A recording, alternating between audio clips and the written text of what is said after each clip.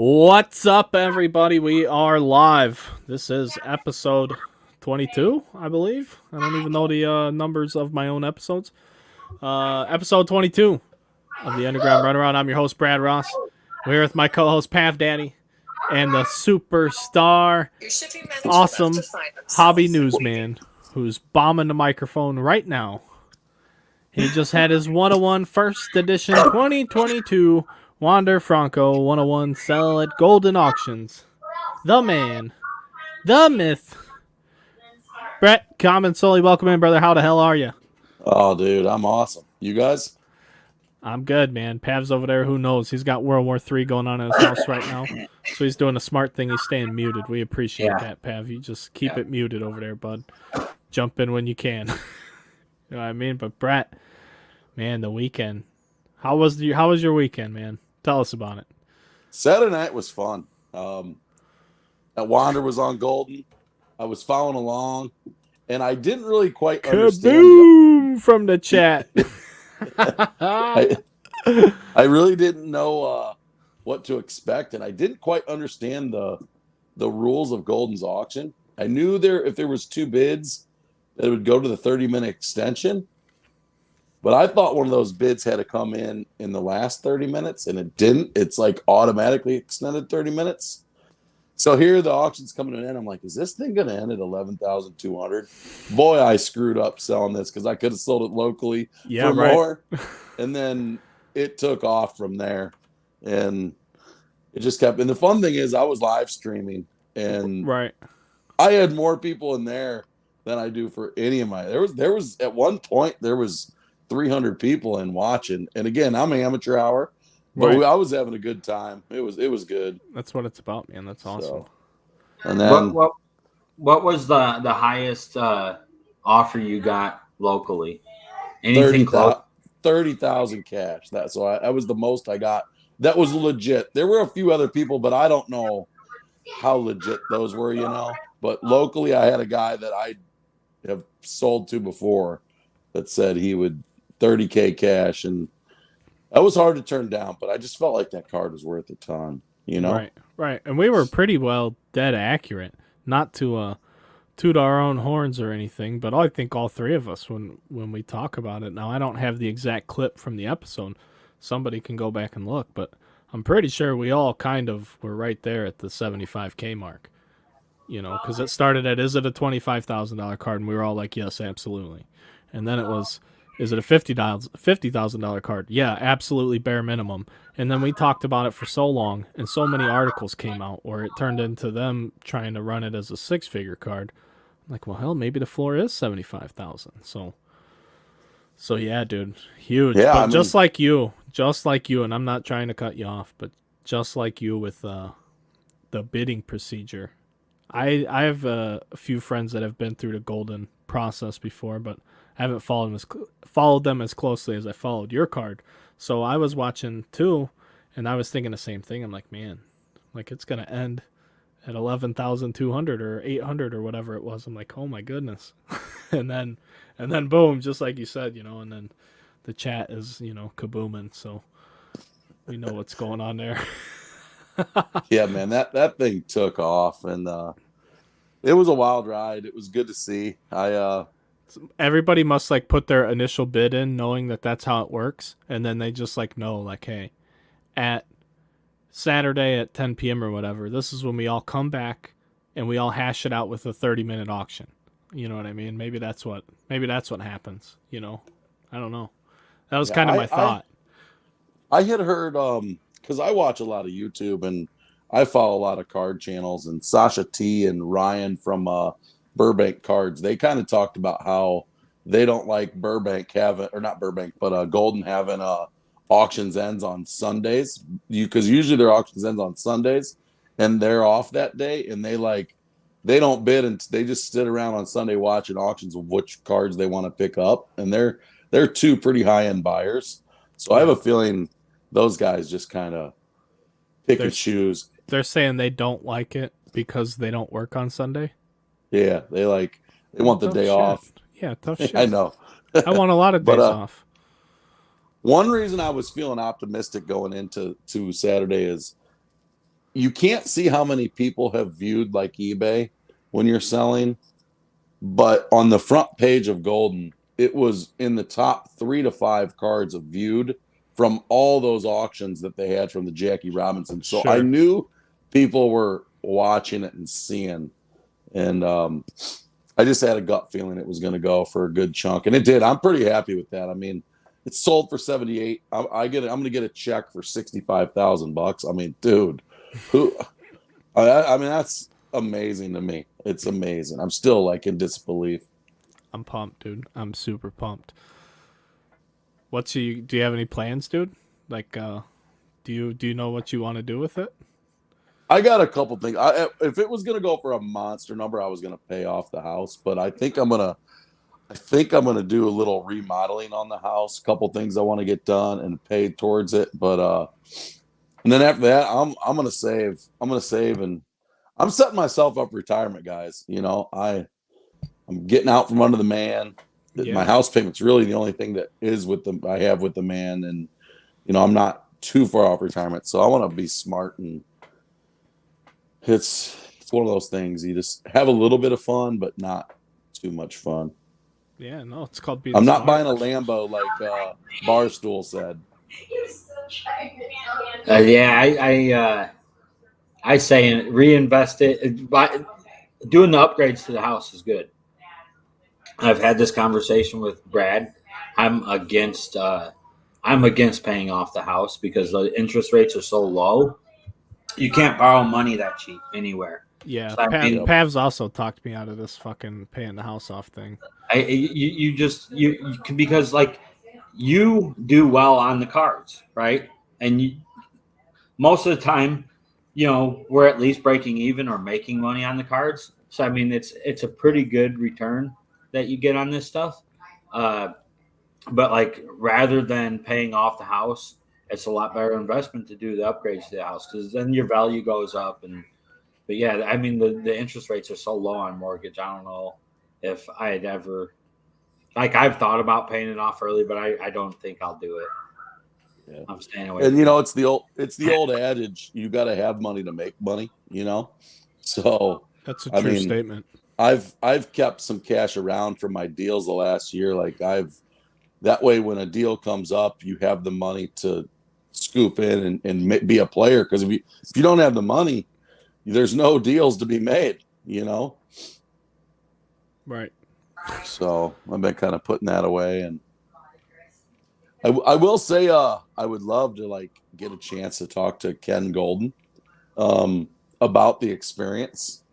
And I'm not bashing by any means because I've had a very good experience. The dude you hooked me up with, Brad, I don't know if we want to say his name on camera, but in the chat where I had a direct contact, and that guy from Golden was great with me, right? But I would love, and I went a little unorthodox way of selling with them because I had the direct email. I didn't go through the website.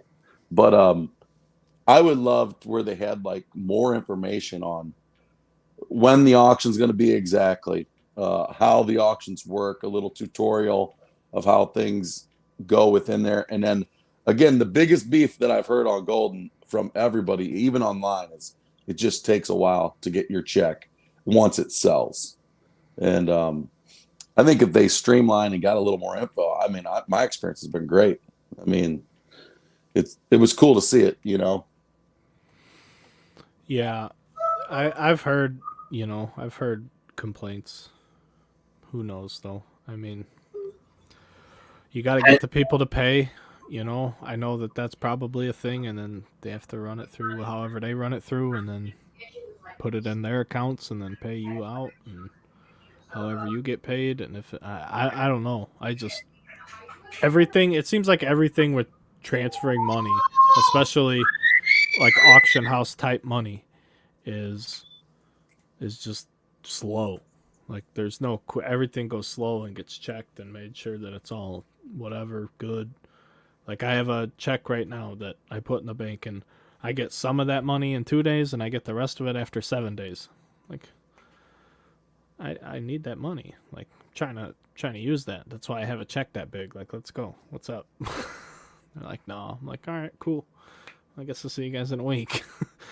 You know, so it just I don't know. I don't know if they can make it better, but I agree 100% with like a tutorial, like a just if the Screaming Monkeys over there in Earl I Park. I think that they have such an ability to pull such a premium for the cards that they're selling and stuff and the memorabilia that I mean they get a lot of leeway on that kind of stuff. I think really they probably are waiting for the money declare and everything. But could you imagine if you did a $78,000 deal somewhere else? If you fucking auctioned it on eBay or something, you know, what's the likelihood that anybody's going to pay and all those kinds of things? It's nice that you don't have to deal with that. That's them. They chase those people down. They make them pay all that kind of stuff. And obviously they have some sort of approved bidder list and stuff when it gets to that point, that kind of money. So I think that ability for them is their big selling point, right? So I can understand why they take a while to send the money because they probably got all sorts of accounting shit that they're doing and all that kind of good stuff. But oh man, good deal, bro. Yeah, it was awesome. And another big part of that is like I didn't have to pay to have it graded, right? So that was on their fee, so that didn't come out of my pocket. So there's like a little extra value towards me, you know, that I didn't have to. They made a video with the card on it that was on YouTube and on their social media. So I felt like they publicized that. And then I did some self-promoting, which I think anybody should do anyway, even though it might. One of my tweets reached a lot of people. I don't know why. Of course, it was the one that I misspelled something and can't add it on Twitter. But at that point, I was committed to leaving it. I didn't care. And but yeah, it was really cool to see the whole process. And eBay, that would have been, I don't know, man. I mean, just shipping that off and then worrying about somebody scamming you. No, thank you. Right now. I'll ask you, what do you think? Because you do a lot of PSA. Yeah. What do you think the premium was that they had to pay for that card? Because nobody knew the value, right? You think they have a deal with PSA where they don't pay until it sells? Either that or they have like some partnership because I don't know what they would have charged them. I mean, I'm just looking at I'll pull up the submission page right here. And you know, it's like I haven't even looked at the values for stuff that high, you know. It's what do you think they would have charged if I would have graded it? I will say this, Golden did say they valued it between 50 and 60,000 bucks on initial like gut feeling. That was their take. So they were pretty close. Like I mean, I don't even know. So for something that's said, so a $50,000 card costs $2,000 to grade. Okay, so I mean, there's a couple $1,000 I saved from if they would have valued it at $50K. You know, right. So I didn't have to pay for that. 100,000 or 99,999 is $3,000 a grade. And then the next one is 250,000 or more, $5,000. And then there's premium 10, which is $10,000. Any card. That's insane. You know, the real bummer of this is going to knock you up a tax bracket, buddy. That is true. Yeah. That is true. Better go do some charity work. Your taxes went up on all your checks all through the year. My tax lady's going to be like, what the heck?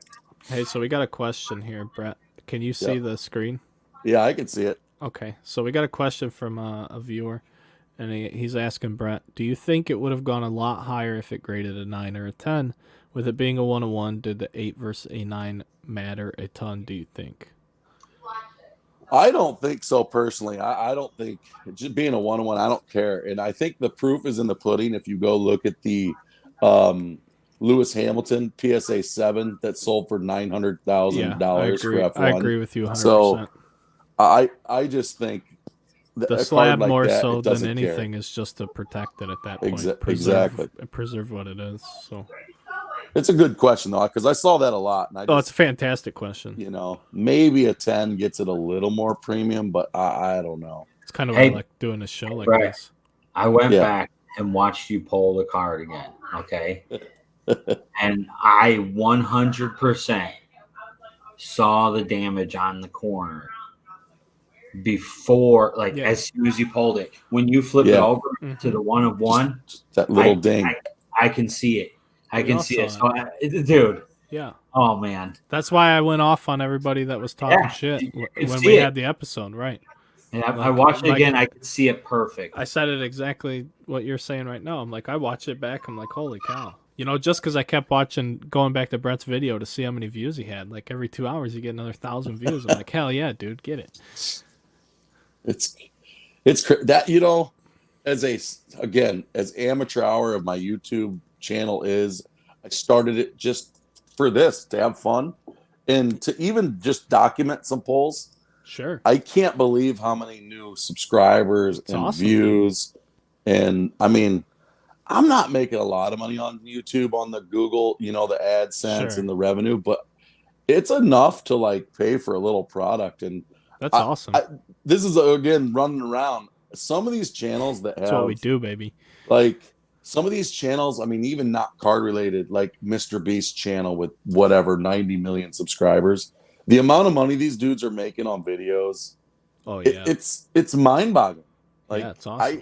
the concept of that is so weird that we'd even be talking about this. Right. Like, I mean, I think like I make very minimal ad revenue from this YouTube channel, but like it's something. It actually pays for the podcast. Some months we get enough views that the revenue we make from the channel pays for the audio hosting, and that's including the revenue from like watching my break replays too. So it's like underground / the podcast supported. So it is what it is, but it's cool because it's something. You know what I mean? It's something that we were doing anyway for fun. Like, I didn't start this podcast. Pav and I, we didn't get this thing going for fun. We got it going because we sat around talking about it for 2 or 3 years, not doing it. And one day we're just like, hey, dude, time to do it. Like, let's just do it. We talked about it for probably about a week on like the audio equipment. I overcomplicated the hell out of it. And then, I talked to some people that were doing podcasts, and we came up with the software that we use now. So there you go. But we do it for fun too. That's the thing. That's why we do the show. That's why we like having you here, because we're all here trying to have a good time. So I'm digging this chat thing you got going on. Yeah, this is cool. Pav must have pulled that up. So whoever pulls it up, you got to talk about it. So go ahead, Pav. I got a lot of kids yelling and stuff. I with the card value, I think it really Read depends the on. question. Do you think this card will hold its value over the next few years? So really what I'm asking is, do you think Wander is the real deal? Perfect. I was going to mute you anyway. So we're sorry, audio guys. Pav, we're all family men. Brett's a family. He's a doggy dad to a good dog, so he counts too. But we're family men. We have kids and stuff. We're not in a studio. We do this remotely. Pav's got a household that's just going bananas right now. So anyway, we got him on mute. He's here with us. Audio folks, the visual folks know. Audio people, he'll be back with us when he can be. And another question we got is in regards to the Wander card that we've been talking about. It says, do you think this card will hold its value over the next few years? So really what I'm asking is, do you think Wander is the real deal? So Brett, I'm going to let you take that, bud. What do you think? Is Wander the real deal? I think Wander's a really, really good player, but I just felt like I couldn't pass up the opportunity to sell this card right away. And then here's why. If he becomes Trout, I'm going to be looking back like, again, I don't want to look back, but you're going to be like, okay, if this guy's Trout and this thing could be, a couple $1 million card. However, let's just use, we're all Cubs fans, Chris Bryant. Chris Bryant's 101 he had huge hype as a rookie of the year, MVP, World Series winner, and then his card was at probably the peak. I'm just, without even looking, that second year, his card values were the peak. And now look what a Chris Bryant card, I bet you they've dropped way down. And like, I'm selling the hype. I like to sell the hype on a lot of cards anyway. And let's face it, it's been Wander Mania. It's been nothing but Wander all spring long. And I just felt like this was the perfect opportunity to sell it as now. But I mean, it could go up. I mean, but it could also go way down. I think it's more likely that card goes down than it goes up. That, just, I mean, that's not even a, it's not even a guess. That's just a fact. I would say it's factually accurate that it's more likely. By more likely, I mean 51% more likely to go down than up, simply because anything can happen with, anyone at any given time. Well, I think, and he's Go not ahead. he's not smashing home runs, and I'm not trying to knock him for that, but unless he hits in the high 300s every year, I don't think not hitting home, you know what I mean? He's got to hit better than average. the problem is that Mike Trout is he's a generational talent, right? Like, I mean, he's one of the greatest players we've ever seen, and for his values, it's hard to look at his values and say, okay, here's the potential for this card, because do you really think Wander Franco could be Mike Trout? I don't think so. And he can be a perennial all-star. He could be a great player, all of those things. Exactly. And fulfill this hype that he's had. And it's still not enough to be, that kind. So even if it does go up, I don't think it'll carry those kind of values long term. I think the person that bought the card could make money this year. I mean, if Wander keeps playing the way he has in the Rays or in the playoffs, and he has something crazy play or plays awesome in the playoffs, that value could. I mean, that might be $100,000 card by the end of the year. But I just felt like it was time to sell right away. No, absolutely. Of course, somebody feels that that's $100,000 card down the road. That's why they bought it. You know what I mean? But I agree. I can see both sides of it. It just depends on your situation. The person who probably bought that card also probably, I would say, has 7 figures in their bank account. So it's a different ball game. That's all I'm saying. It's just a different thing. If they lose on that, I don't think it's as bad as if one of us lost on it. I mean, the market's changed too, I mean, if this was 10 years ago, maybe it's a card that you hang on to, right? But now the way the market is, everybody comes into the league with so much hype. A lot of times they can have their values peak out before they even hit the majors. They hit the majors, they don't play well, value's gone, never comes back. It's never going to reach those peaks again, even if they do tremendously well later on. The peaks, they'll just never come back to that.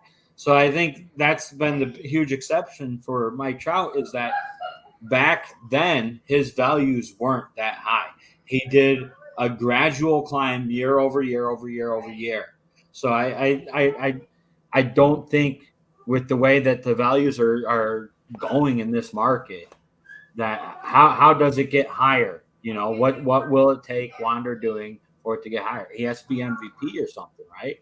Yeah, I mean, the bar is high. The bar is very high. The bar is so high. That's the only reason I say it's more likely to go down, because the bar is already so high. That's exactly it. Just what are the chances? What are the chances he's going to do something to get people more hyped than they already are about it?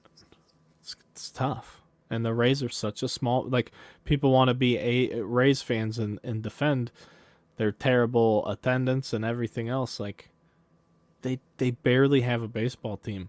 They're a super small market. They're talking, what was the talk last year or the year before about them splitting time between Montreal and Tampa Bay because the attendance is so poor? It's wild. So that doesn't help him garner hype being in a small market. That's all I'm saying. I'm not trashing him at all, but he's on the wrong team to get the maximum amount of hype. Unless everyone just collectively is willing to overlook it for one player, which you don't see very often. So, and then you see that be more volatile too, where it'll come and go quicker. He might get a couple surges, being super small market, but the sustained peak, I don't know. Just when's the next hot rookie ticket come along? That's all we're waiting for. The hot rookie tickets we have now aren't necessarily even as good as the ones we've already had. I mean, what, Juan Soto's 22? He's got 100 home runs on anybody coming into the league. So, Yeah, then you look at some of these Bowman cards that have sold on Golden recently and the crazy prices, and then we got Bowman coming out. Bowman hobby, baby. yeah. Yeah, Brett, what do you think, man? I opened up 30 blaster boxes of Bowman, and I am digging it a lot for the retail price. I am not digging the hobby prices, but I am digging the retail. And I mean, you guys should see it. You guys have opened Bowman. The stack of firsts compared to the stack of non-firsts, it's like triple. It's amazing how many firsts. So in the long run, there's just more chances of guys. And And more then there's a opportunity of panning out. exactly, and then in the short run, there's a couple guys with some pretty good value right off the bat with Khalil Watson and Ellie De La Cruz from the Reds, but just the sheer number of firsts. I think there's 86 first Bowman Chromes in the product, and they're all hitters really. I think all but 10 of them are hitters. So I like that a lot about this product. You may not know some of the dudes, but there's a lot of them. So Yeah, that's wild. I was actually unaware of that. Like I said, I've been so off put by the price. I haven't really got it. You know, and I'm not a prospect guy in general anyway. Like, I'm a guy that's not really interested, even from an investment standpoint. I'm not interested until they're closer to being a big league product. Like I've already come and gone on the Wander move, and that was one of the first real deal serious investments I made in a baseball player. And I said this was 2020. It was August of 2020. I started buying first Chrome Wander 10s, and by spring training, you know, I said I had a plan. I'm like, I'm going to buy them for this. I'm going to sell them for double, and that's what I did. Just sold and them you for crushed double. it. And yeah, I got out of there. And I haven't been back to Wander since then. So I've just been going back to the old reliable workhorses, so to speak. Just keep buying cards of them here and there when I see fit. Brett, you said you opened a bunch of Bowman retail. Yeah, got How has been finding color and autos and stuff in the retail boxes? I pulled a plate out of a blaster, dude. Yeah, it was awesome. I'm the biggest your boxes retail are hater. pretty good. Yeah, I'm the biggest retail hater there is, dude. And I opened 12 blasters. They were loaded for what blasters are. I mean, there was 2 or 3 that didn't have any parallels in them, but I mean, they were crushing it, dude. I pulled a Stanton black printing plate, like 3 or 4 green chrome, some green paper. I pulled a Trey Sweeney lava. I mean, there was some nice stuff, dude. Out of just 30, they were like $34 shipped essentially once you bought them. 34 and a few change. That was the nice thing about Walmart is they came super fast when they were put up there. Where we're located apparently is very good for that. Yep. Right in the Chicago burbs. And mine was the same way where there were some boxes with no color, and then you would turn around and there'd be a box with 2 colors. Yeah. And like I pulled a Khalil Watson blue. 2 color boxes Chrome. are super rare for anybody. Like just speaking retail, and Brett is probably an absolute expert authority on all retail baseball products. So I know that just from my experience with the Bowman retail that 2 parallels in a box is substantially rare. Like it's big time, not happening every day. I pulled a green auto. I have some Yankee. I don't know. I'd have to look at it, but it wasn't Sweeney. But I mean, still, that's a great card to pull for a long term green auto. And again, I've stayed true to my colors. Where as much as I would love to buy more hobby boxes, $350 for one auto it's not a good investment. Yeah, man. I would take the 9 blasters all day. And I would have. I'm the last person that would actually say that. Exactly. But yeah, at price, if Topps' price for them is $300 a box, plus shipping and fees, yeah, I'm 100% going the blaster route. So Stu said, ask Brett about the pink lava monster. So pulled a pink lava monster. I forgot who it was, but Stu was watching and his wife asked if she was gonna see the pink lava monster. Ooh, But oh god, I called all those lava parallels lava I, monsters. that's where I got You them from got you, to. man. Those are so cool looking. They are, man. I wanted to do, and I knew I didn't have the time to do it, but because I like to collect sets, but like small sets, insert sets, parallel sets, whatever. I like to do subsets because whatever's cool. Like, I'll just say it because I've been saying it for days. The fucking Bomb Squad inserts from Donruss are just incredible. Shout out to Panini.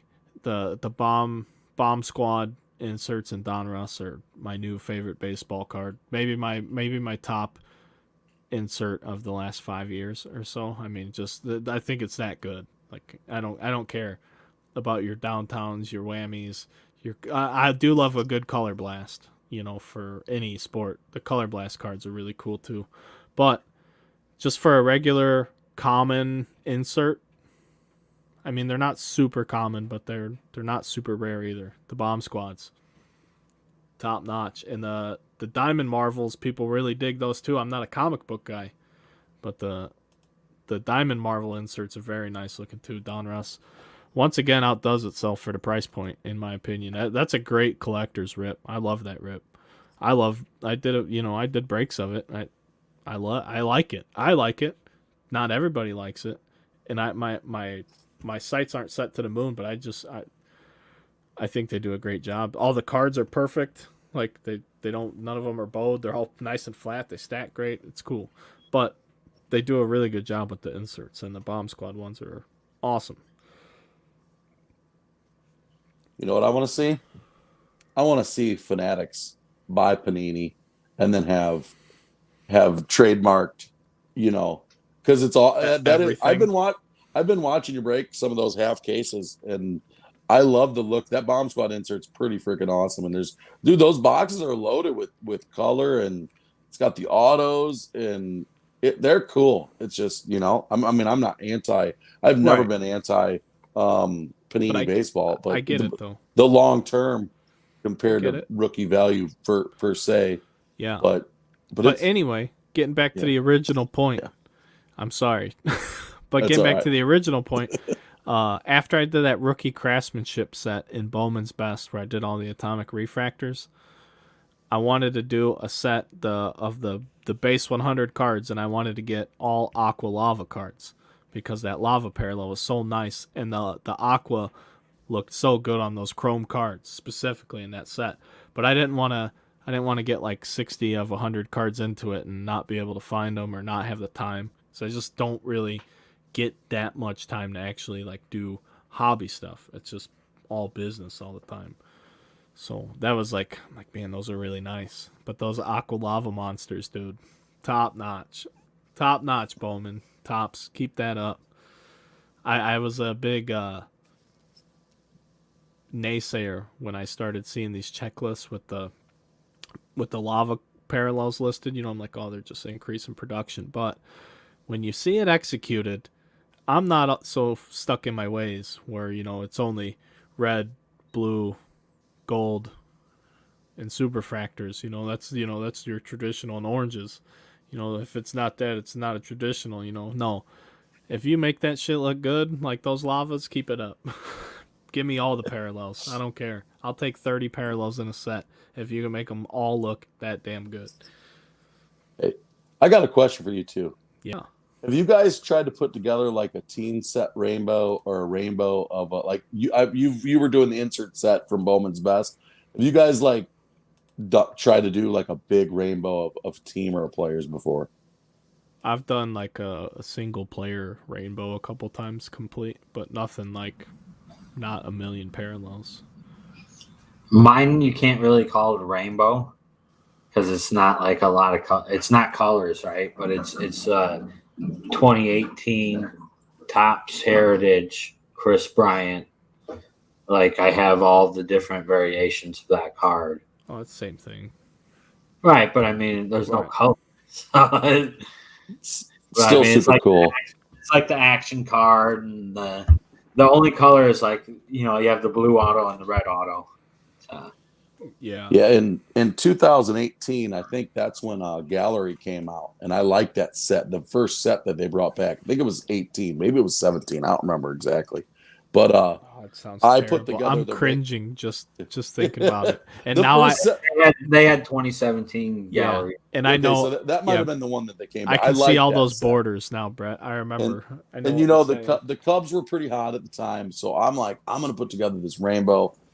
And the reason I brought this up because you talked about how time consuming it was, and I mean, I spent the whole next year searching for the Reds because the Reds were the 101, and then like you have some guy who has Kyle Schwarber and has a crazy price on it, and you're like, I got the Javi Baez for a quarter of the price, and the dude just wouldn't budge, and man, they are tough to put together. But I had recently seen on Facebook this dude who's putting together a mosaic football of the Vikings, and he has them on his wall. I don't know if you guys seen that I've in the seen that, Facebook. and I don't know who it is, but I think I Dude, have. Yeah. if you haven't seen it, that rainbow is absolutely phenomenal. He has almost all of them. The amount of Right. time he has into that has to be crazy. And then for someone to hold out a card on him, shame on you. So don't do Yes, that. If you have a exactly. card that guy needs, you make sure he gets it. I would give it to him if you're that far along. That's just general hobby common courtesy, in I my wish I had a opinion. picture to send to you, man. It's so amazing. I have it somewhere, but I Unless love seeing that. you got a bill to pay or something like that, then you might need to get a couple bucks. But just hook the I'm, guy up with whatever he needs. I haven't seen the guy recently. I'm sure you guys seen him too as you're in the Cubs group. I forgot what product it was. He's collecting all the Cubs World Series relics from Tops, and then he's also Right. doing, I think, one of the Panini products. And he had like, I don't know, over 50% of the cards. I Yeah, don't they know. had that the W series with the W flag. All the National Treasures autographs. Yeah, Yeah. That was it. yeah. He's got like 50% of those. I've seen a few people try it. The problem is, like, I think the Jason Hayward or something. There's like one of the cards. It's only numbered to 3 or something. So like one of the guys, it only has a really low numbered copy of the auto. So I mean, you can't even find like a number to 91 because it doesn't exist. They only made a really short print of the one auto. So I know like there's been a few people that have tried that set, and I think there's like 1 or 2 guys there where it's just almost impossible to find their card. What are you gonna do? What are you gonna do? It's tough, man. Anytime you do something like that, it takes time. So I try to scale back the little sets I wanted to do. Like I did the home field advantage uptown downtown knockoffs. That's only 10 cards. I still need one more. I just haven't had the time to go look for it or make a post. I need Tatis. It's the only one I need. I know I can get it. I just haven't even got it. So then I can take my picture and put it in a box and then do what? Pull it out in a little bit. Talk about how cool it is. That's why I collected it. That's the name of the game, baby. I love doing those little sets. That was why I like that rookie craftsmanship set in Bowman's Best, because it made a picture. Put all the cards together. Made a picture. It wasn't all the same design on each card. Speaking of packs, though, I do have some candy packs to open. You want to do that? Yeah, let's see it, baby. Yeah, so today was the Series 2 for the Icon leadoff packs, Candy Digital. I'll be doing a live stream in a week, I believe. What's today? Tuesday? Next Monday. Next Monday I'll be doing a live stream going over all of this. The marketplace, candy, everything. I partnered up with them, but that's not what we're doing here on the podcast. This is just me with my own money buying these packs that I'm going to open. These are not provided by Candy. It has nothing to do with our partnership. So just I was interested in this before we ever started talking or doing anything together. So I bought some packs here for the release today of Series 2, and I decided we're going to open them up on the stream today, or on the pod. So, audio people, you can go to YouTube. We're at the 40-minute mark, roughly. We'll be getting to these pack openings.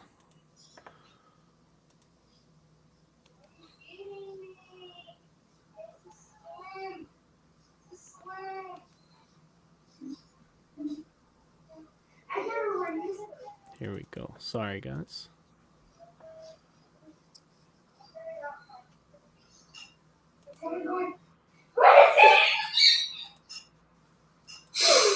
Okay, so Pav, mute yourself, would you? Unless you're gonna. Good grief, you hear that guy?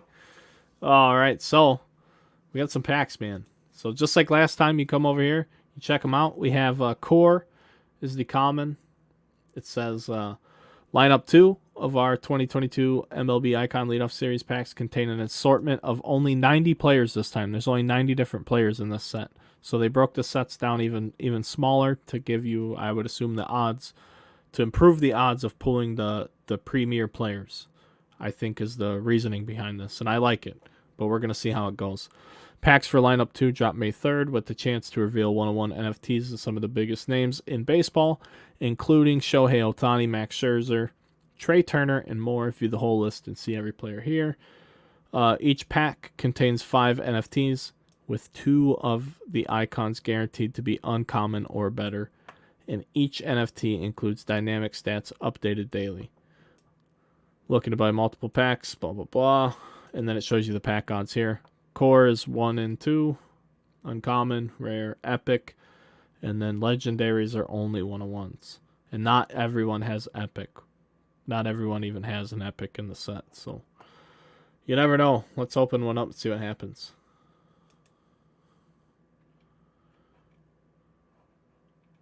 So we got 2 uncommons.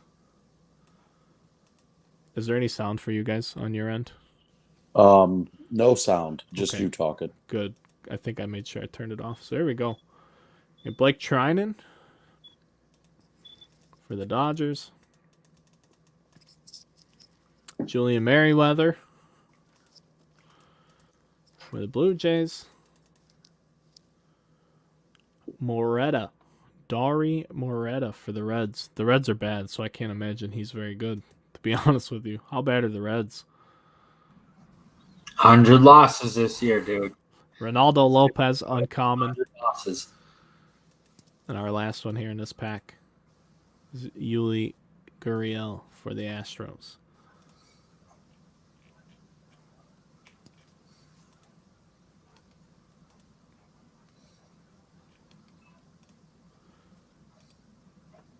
Gonna just open up another pack, see what we get. Oh, there's a rare. We have a rare in this pack. That's cool.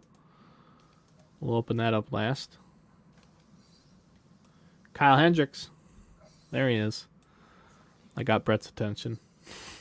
Kyle Hendricks. We got Alejandro Kirk for the Blue Jays. Big time. Tommy La Stella, former Cub. Former Angel. We got Brandon Belt, first baseman, uncommon, and our rare. Who's our rare going to be? Please be Ohtani. Our rare. Rare it up. Xander Bogaerts. That's pretty good. Yeah. I sold one of those earlier today. You got a rare Bogaerts? Yeah. Nice, dude. What'd it go for? $35. Nice. It's like almost a pack. Yeah. He's a good ball player, though. We'll take that. It's better than getting one of those pitchers that we don't even know who they are.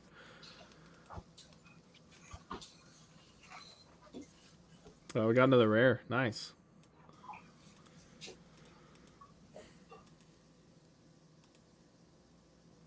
Max Fried. I like Max Fried. Jerickson Profar got off to a hot start this year. David Price. He's still hanging around. David Price. And go with this uncommon unit here. Ryan Yarbrough for the Rays. Who's the rare going to be? Please be good. Please be good. It's Christian Vasquez.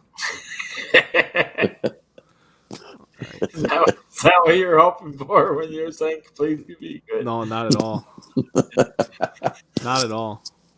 that Oh, like shit. Let's go. Oh, Here we got an go. epic. We got an epic. Jimmy Ori pulled an epic Ohtani today.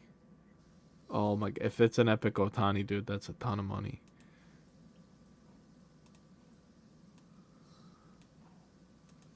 I don't even know what to say right now. Epic coming up. I can't contain myself. I'll wake everybody in the house up. Blake Taylor. Oh man. Who's it gonna be, dudes? Here we go. Here we go. You gotta be fucking kidding me. I feel like that's a troll. David Price. Really? Remember when he was good? Yeah, like when I was in college.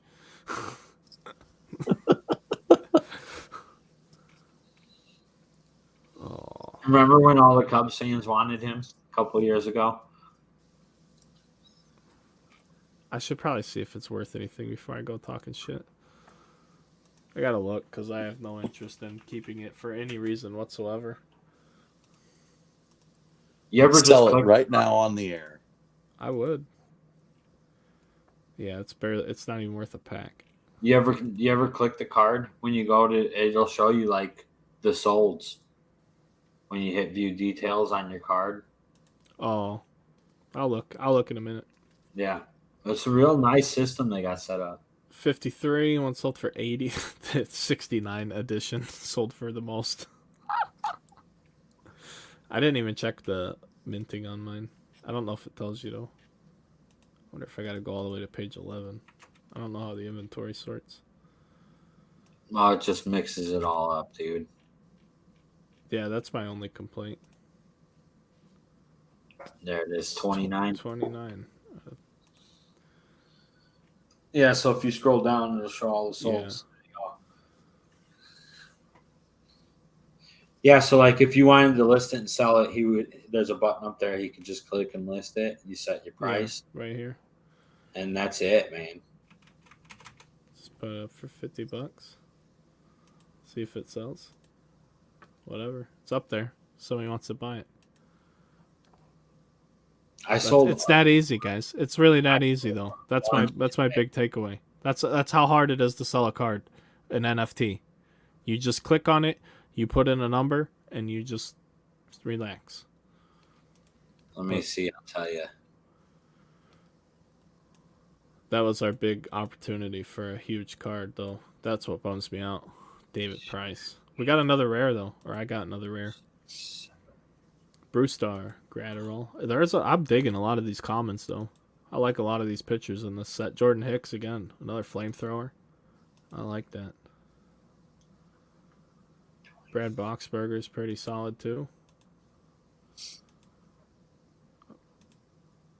Tanner Houck, uncommon in our rare. We need a position player though after all these pictures. Xander Bogaerts. That's a good one. Second rare Xander Bogaerts. I sold 30 of these NFT cards today. Attaboy. So there you go, guys, just for your reference. Pav's been on here playing with it, and he said he sold 30 of them today. Yeah, and it's not just from opening packs today. It's actually, I just took the time to actually click through and put a price on everything and list it all. And I ended up selling 30 of them today. I have 5 packs left. We get 2 uncommons in this pack. Still haven't seen Ohtani. I'll take anyone we can get. Max Scherzer, there's another top tier guy. Just his core form, though. Max Fried. Believe I've already got one of him. So I'll go through in the next day or two when I have some time. We got a core Trey Turner. That's good. That was uncommon. Yeah, uncommon. So I'll go through and sell my duplicates and then evaluate from there. See if I like anyone's. See if I think anybody's too cheap. You know, stuff like that. There's lots of ways to attack this if you really dig into it and have fun and spend some time with it. It's not just about buying packs. You know, you got to buy the packs to get populated in the, you know, get the cards out there population. But I just like doing it because it's fun. We got another epic. Oh, shit. Oh, my goodness. No way. I got one epic and 20 packs last time, friends at home. If it's David Price, though, I might cry live on camera. The viewership will go crazy. Oh, my goodness. I'd just be in tears. Altuve. Our uncommon is going to be Nathaniel Lowe. Please be Otani. Please be Otani. Please be Otani. It's Tyler O'Neill. Woo! I thought you loved the Cardinals, dude. I hate the Cardinals. I'm having a bad day, friends. My collection. Where's this Tyler O'Neill at? What's he worth? How do I get rid of He's him? like, I'm gonna sell this thing right now. Do it. Show them how to sell it right now. Scroll down. Yeah, so one sold for 115. See what the other ones are listed at, and if you go like $1 under it, it'll probably sell within a couple minutes. I'll have to go look it up. There's Shit. you have to I go wish look. they would show both. Yeah, Sold and listings. that's okay. We'll find it real quick though, because it's so easy. So you just go here, put in Epic, apply. Epic O'Neills, there's 17 listed. Only one is sold. So only one sold for $115. It was minted 59 out of 250. And if you just look price low to high, the cheapest one up is 106 and it was 79. So if I put mine up for 105, I'll probably sell it. Or I'll maybe bet. just 100, you know. I'll 105 and I'll bet it goes fast. I don't know though, but they it seems to be when you undercut the. So just undercut it. I want to see this thing sell within the end of this pod. That would be awesome. I don't know if it will. I'm gonna do it for 100. You know what? Look at this. I'll make everybody feel like they're getting a deal because I'm a salesman. Somebody watching's gonna go buy it. Look at that, $99.99 right there. It's only Under 4 100, digits. baby. Service fees, you know, only 5%. I'd gladly pay that any day of the week. That's like shipping costs right there. That's not even fees. I'll pay those all day long. So there you go, Tyler O'Neill for the Redbird fans out there. Go get it. While you guys do that, I'm gonna go do some more here. I have 3 packs left. Let's see what happens. Unwrap my pack. Unwrap my pack. Got another rare. Still trying to get a rare Otani. It'd make it all worthwhile. I do have 2 Bogarts.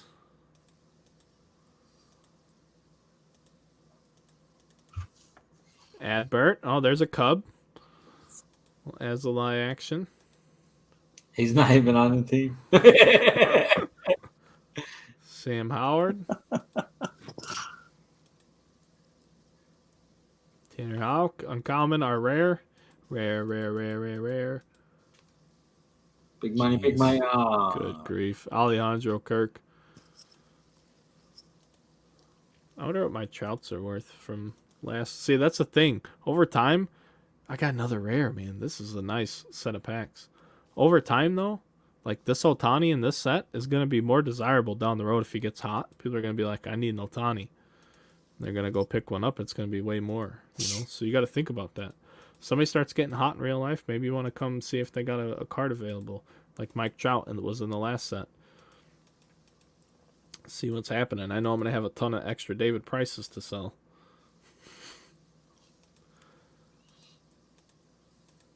The uncommon, Charlie Blackmon. Wonderful. Chuck Nasty action. The rare, please be Otani. Nope, Tommy La Stella. Woo! Last pack. Last pack of the night, friends. We get one more rare. The rarity, man. It seems like it's been improved since last go around. Aaron Nola. Franmil Reyes. Nice, he's in here. I like that. He can hit. Shohei Ohtani. We got a core. It's better than no Ohtani, so I can't complain. Whit Merrifield. In our rare. Chris Stratton. Womp, womp, womp. So now, just to look at the marketplace real quick, just what's an Otani worth? So what's a regular ass Otani worth?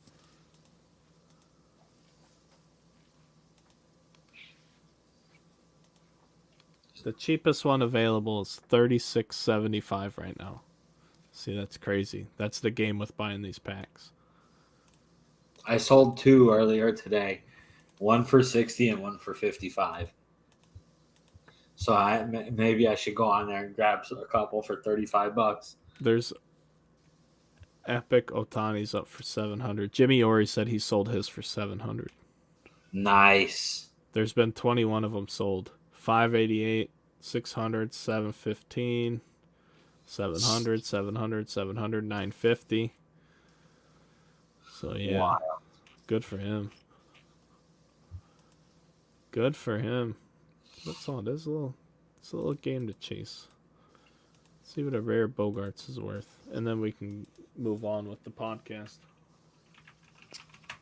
I got 35 for one earlier. I even know how to spell Bogarts. Look at me. $23, 22, 26. Come on, you can do better than that, Xander. I wonder which one's about 254. Now, Oh, good question.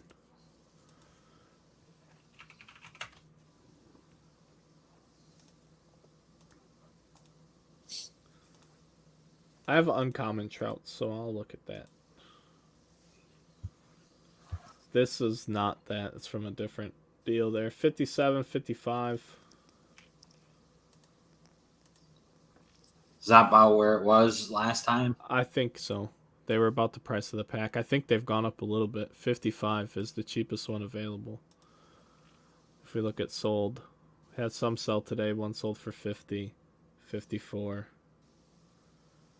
There's been 2 sell today. One for 50 and one for 54.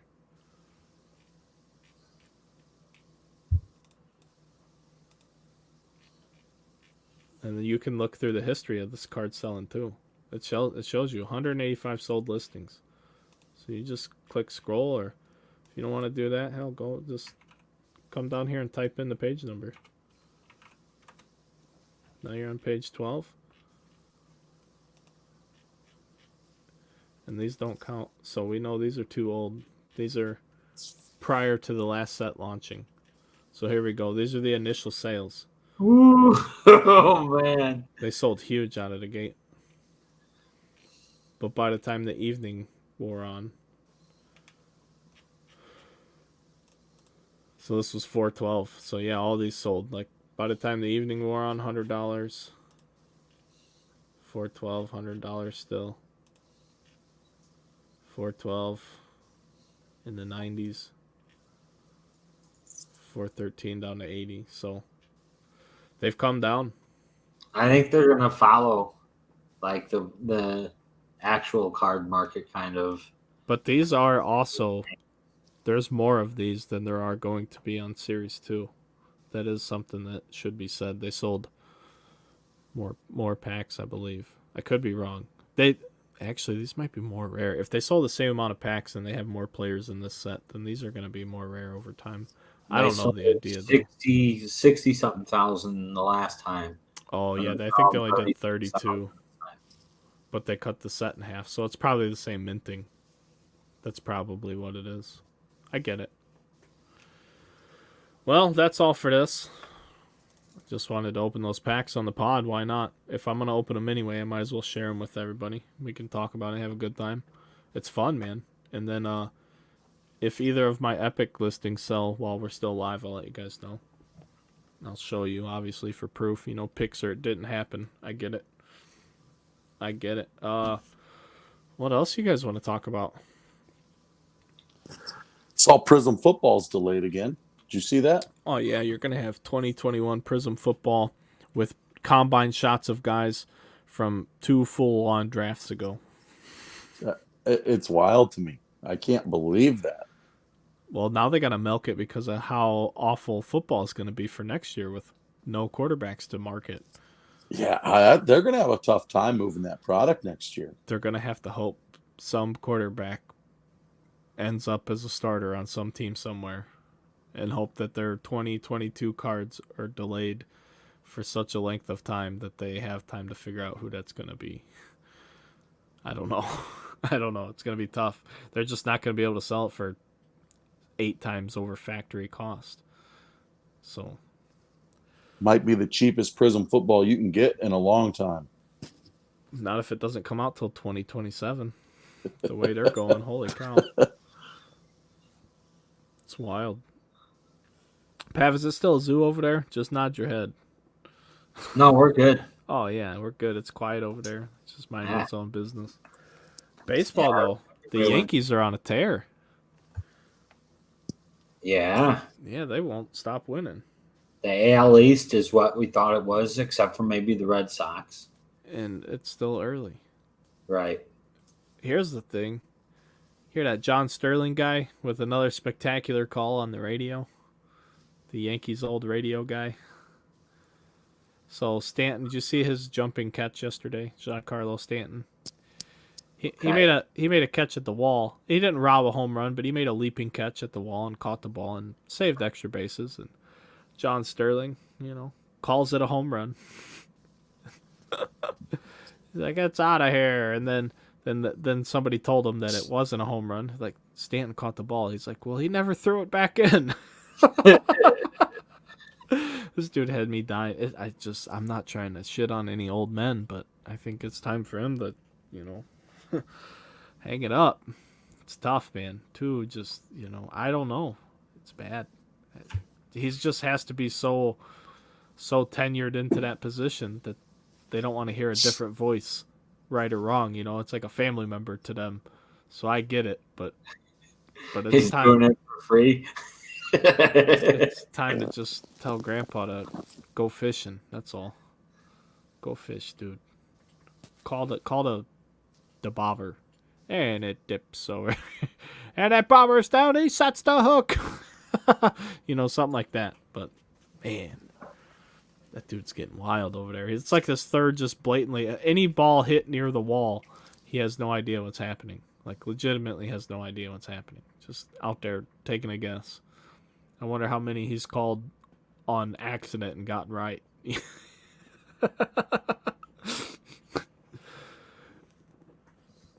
But the Yankees are killing it. That's the only reason I even bring it up. They've won 1 million in a row. Nobody's stopping them right now. They were playing the Blue Jays. I wanted to check the score. Let me get the score up. They're winning today 7-1 in the bottom of the 8th, so they're gonna win another one. It's unbelievable what they're doing. Live looking on the scoreboard, nobody cares about except for the handful of viewers we have. Nothing notable really. Mets beat the Braves. Mets Braves. Are playing good ball. Yeah, they swept the Braves in their doubleheader today. And Ryan Jeffers hit a 3-run homer. Okay, that matters to you. Not even to you, but to one person in your village. Who's not even in your village. They're in first place. Yeah, well, I mean, the White Sox aren't quite there right now. But the Cubs are going to help them get sorted out real quick. Exactly. Oof. Yeah. I saw a tweet today. It said something like, for the next CBA, the Cubs need a bargain for more Keegan Thompsons. He went 3 2/3 today. He gave up a solo shot to Tim Anderson. His ERA's ballooned. His ERA ballooned to .89 after that run he gave up. It's ridiculous, dude. The thing is, with today's game, Drew Smiley went on bereavement. Right. Okay? So you fucking Keegan Thompson is on 6 days rest. Start that fucking kid already. I know, it's unbelievable. You start Scott F. Ross, and he comes up. He pitches through the first inning, gets to the second inning, and puts guys on. Second, I don't know. So then they bring Keegan Thompson in the middle of a fucking mess in the second inning. It's like, why do you do this to this kid, man? I don't know what the hell they're doing. Yeah, I don't know either. He only threw. I was trying to look. Yeah, he only threw 46 pitches in 3 2/3 innings. Is he really not able to pitch more than that? I don't know the situation if he was in trouble or not, but he only went 3 2/3, or he went 3 2/3 and only threw 46 pitches. Let the guy start, man. What do they know? Like, do they think he can't throw more than 60 pitches or something? I don't know what it is. It's unbelievable because he did this. We're doing the same thing he did last year. He's came out, absolutely killed it, earned every opportunity he got, and then they finally broke down at the end of the year and like gave him a few starts. So how long before they start selling pieces? June? You think they'll start selling in June? I would assume they're selling as soon as anyone is calling. Drew Smiley's. Somebody's gonna want Drew Smiley if he continues pitching like he is. Somebody will want him, and I think they're hoping that Wade Miley comes back and does well, and they'll sell him. But I gotta think someone's gonna want Drew Smiley, and with the way the teams are playing right now, you already have a pretty good separation between the winning teams and the losing teams, other than like the AL Central. So I mean, you got to think teams are going to make moves earlier this year, especially like the AL East. Those teams are. I mean, that's going to be a battle. Yeah. Yeah, I mean, we all said that though. You know, it's on. We got it documented here on the pod. We all said that. Yeah, Boston's under 500 right now at 9-14, but it's early, and you don't know. And I think everyone questioned their pitching, and Chris Sale's not pitching for him, so that really hurts. He's on the DL with his rib injury, so get him right. If he gets right and comes back, that's a huge boost to them. They can score runs. They're 5 games under, but the run differential is only -9, so that's really not too poor. They could probably use a little more pitching, and who knows maybe they call for Drew Smiley. I don't know, but like the Yankees and the Dodgers have unbelievable pitching right now, and we know that their offenses can score runs. Speaking of the Dodgers, Trevor Bauer, 2 years. Oh my goodness. Makes no sense to me at all. Opening up a can of worms here. Couldn't help myself, but it's pretty unbelievable. Whether you like him or not, I got into a little bit of a Twitter debate with the Houdini guy, the Cheap Fun Breaks dude, and I don't know him that well, and at all really, and I stopped responding because I got very confused by his tweet. Like when it ended, it was like I think you mistyped something, and I'm not sure because it doesn't make sense, but I think he thought I was defending Trevor Bauer as a person or whatever, and I wasn't. I'm like, here's the thing. He's like, he was mad about the precedent, like people using precedent. Well, like the situation is on their own time with a female, and Marcelo Zuna was strangling his wife in front of a cop, like on camera. Like, and he only got 20 games for strangling his wife in front of a police officer on camera. That violates that policy, the MLB's domestic abuse and child abuse policy, and that's the same policy that Trevor Bauer violated. Now, Trevor Bauer was doing weird things to get a nut. I mean, that's as much as I want to say about it. But that was, between him and someone else, and he was cleared of all wrongdoing criminally. Now, we all know that there's criminal and civil and this and that, and I'm just trying to look at this thing from all angles. But if you only get 20 games suspension for strangling your wife in front of a cop on camera, how do you get 2 years for not getting convicted of doing weird shit with females? I don't know. I think they don't like him. Exactly. That's all it is. But you can't do it like the if he appeals and the players union wins that. That's an easy argument, just a precedent argument. I would take that argument on behalf of the players union as a former, I've done some union representation. Like it's ridiculous. Come on. I maybe they hit him with a really big suspension. They're going to reduce it. I'm sure they do. I think they hit him with the real big just in hopes that maybe he'll get half of a season.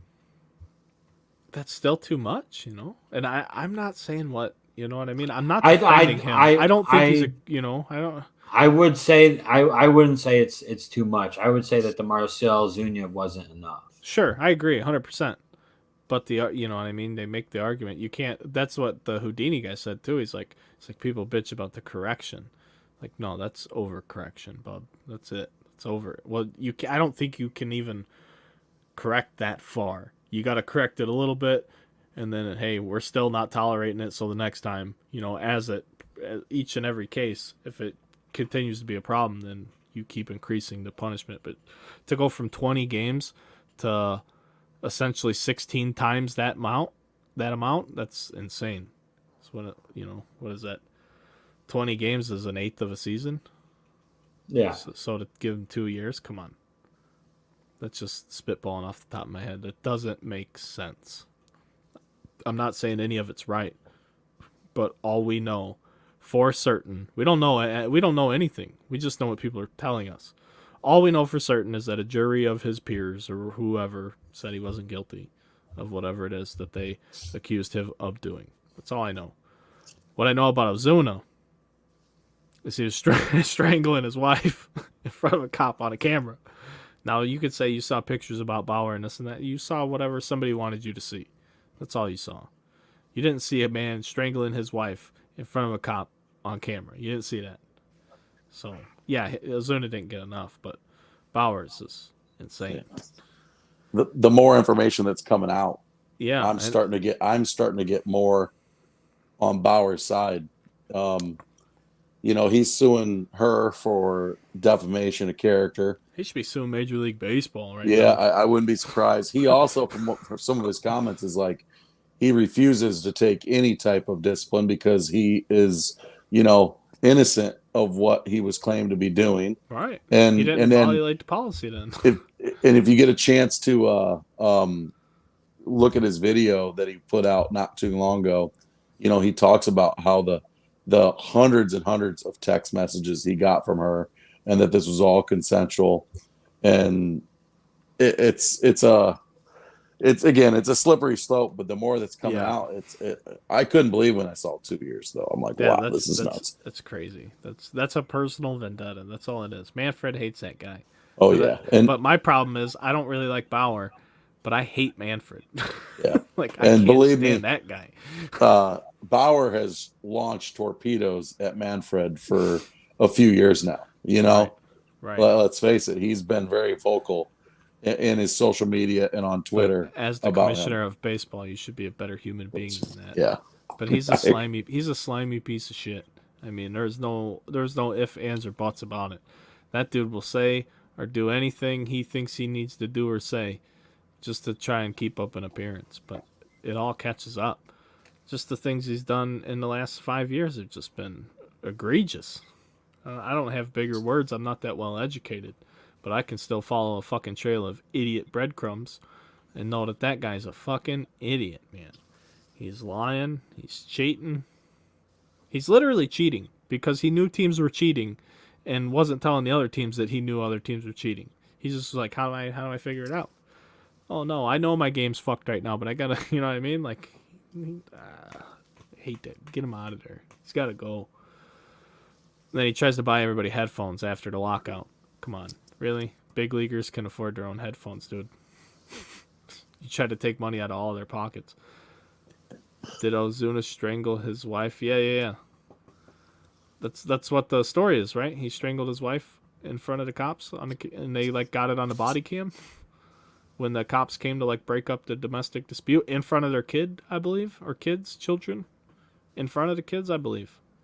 Correct me if I'm wrong. I apologize if I'm wrong. I take back it all. I take it all back if I'm wrong. Problem is, if I'm wrong, somebody will cut the clip out where I said it, and that's the only part of context you'll get. You'll never get me apologizing 3 minutes later. But that's one of the comments in the chat right now. So who knows? What else? I didn't mean to go down the Bauer road, but started talking about the Dodgers. They still have all the pitching, and they don't have that guy who, for all intents and purposes, should be pitching. That doesn't mean anybody has to like him. I don't even say that I necessarily like him, but I know the commissioner hates him because he tries to market baseball on himself, and apparently that's not good if you don't do it their way or something. Whatever. You think the Dodgers drop him? I don't think they drop him until the until you know how long you don't have him, and then are you allowed to drop him? I would assume you are because he's suspended for something like that. They suspended him without pay. So I would think that like the Dodgers would probably have a clause in the contract that the length that, continues. Yeah. Even though he's not getting paid, right? It's still time served from the contract. Yeah, if it's too long if he has too long of a time away from baseball, you know, then they can sever the contract and not have to pay the rest. Yeah. I'm sure that's why they all have lawyers and shit. Make sure that they don't have to eat shit that they can't control. Like, no, man. So maybe their pressure, you know, you could put your tinfoil hat on and go, maybe they're pressuring Manfred to suspend Bauer so they can void his contract because they can't afford to pay him because they're $18 bazillion over the luxury tax or whatever it is. They're like, we can't afford to have him on the roster. Like, we can't afford his contract right now. It would put us $100 million over the luxury tax. Like, they're the highest payroll, right? And with him being suspended, that doesn't count against him. If I'm not mistaken, if they're not paying him, he shouldn't be on the payroll. Right. So I wonder, what's he making? 20-something million a year? Yeah, something crazy more, right? I think it's in the high 20s, isn't it? Yeah, he's making a lot of money, and they spend a lot. I mean, you know, that's just, you know, for conversational purposes. That's all. You guys debate amongst yourselves and coworkers at home if you think that the Dodgers are pressuring Manfred into suspending Bauer for a long time so that they can void his contract and get out of any financial obligations they may or may not have with Mr. Bauer. Julio Rodriguez leading the league in stolen bases. And complaints to the umpires. Formal complaints, I should say. Leading the league, how many does he have? Like 6? 9. 9? That's actually more than I'm surprised. Because that's about the league leader in home runs, too. Yeah. Rizzo has 9. I don't know what's going on in the National League. Anthony Rizzo had a hell of an April. Like a historically good April, it seems like. Yeah, he's getting colder now. Well, he'll warm up, though. But he's never hitting. He's historically never hit very well in April. So to see him come out of the gate like that was like, damn. Yeah. Frank the Tank's doing what we thought Frank the Tank would do. Oh, my lordy. One-hit wonder, man. I knew that. I mean, I never wanted to say it or admit it, but you know it. You know it. You've seen it so many times. Hell, the Cubs have had so many goofy first basemen. What was that dude, LaHair? Won an All-Star? Yeah. And literally the second half of the season was out of the baseball. So fucking bad. Or it was like the following spring, but like the second half was so bad, it was like he wasn't even a big leaguer. It's just like before the All-Star break even came, he was already starting to slump. And it was just he was so hot for like 2 months that it just carried him into the All-Star. So Frank the Tank led the big leagues in hits from the time he got called up till the end of the big leagues or the end of the season. But man, how about Kevin Gausman? Well, here's the thing. I'm sorry. Before we talk about Gausman, yeah. The Cubs are 9-13 right now. Their run differential is 0. Yeah. But they beat the Pirates 21-0 in one game. So if you take away that win, they're 8-13 with a -21 run differential, which is you know, not looking so good. No. The Reds though are just atrocious. Yeah. 3 wins. That's crazy. They've given up the most runs in baseball by a lot. Or I'm sorry, only by 4. The top 2 teams are real bad, and then it's like 110. The Nationals have given up 128 runs in 24 games. The Reds have given up 132 runs in 22 games. That's a lot. I wonder what that. I gotta look. I gotta get the calculator out. Do some math here. That doesn't make sense. It's like 5 point something runs a game. 6 runs a game. They have a team ERA of 6 1 month into the season. That's horrific. You're never gonna. They're not scoring either. They might have the worst offense too. They're second fewest in runs scored, just behind the Royals. So they're impotent, and they can't fucking stop anything. 6 runs a game. Oh my gosh! Every team in baseball is licking their chops when they see Cincinnati on the near schedule. Well, we're gonna get our numbers up. Have you guys seen what Josh Hader's doing? I know he's doing really good. He was he the Man. National League Player of the Month? I didn't see that. Or he but was the dude- reliever of the month. Sorry, he was the reliever of the month in the National League. And the closer from the Blue Jays was it for the American League. What's he Romano. doing? What's he Dude, doing? he hasn't given up a run. He's got 10 saves, freaking 15 Ks, I think, in like 9 or 10 innings. It's crazy. Dude. He's only walked a couple too. I thought he was. I really thought last year he was used up because they use him so much. But I tell you what, he's come back with a vengeance. He's nasty. Yeah, the reliever, the closer for the Blue Jays, Jordan Romano's got 11 saves.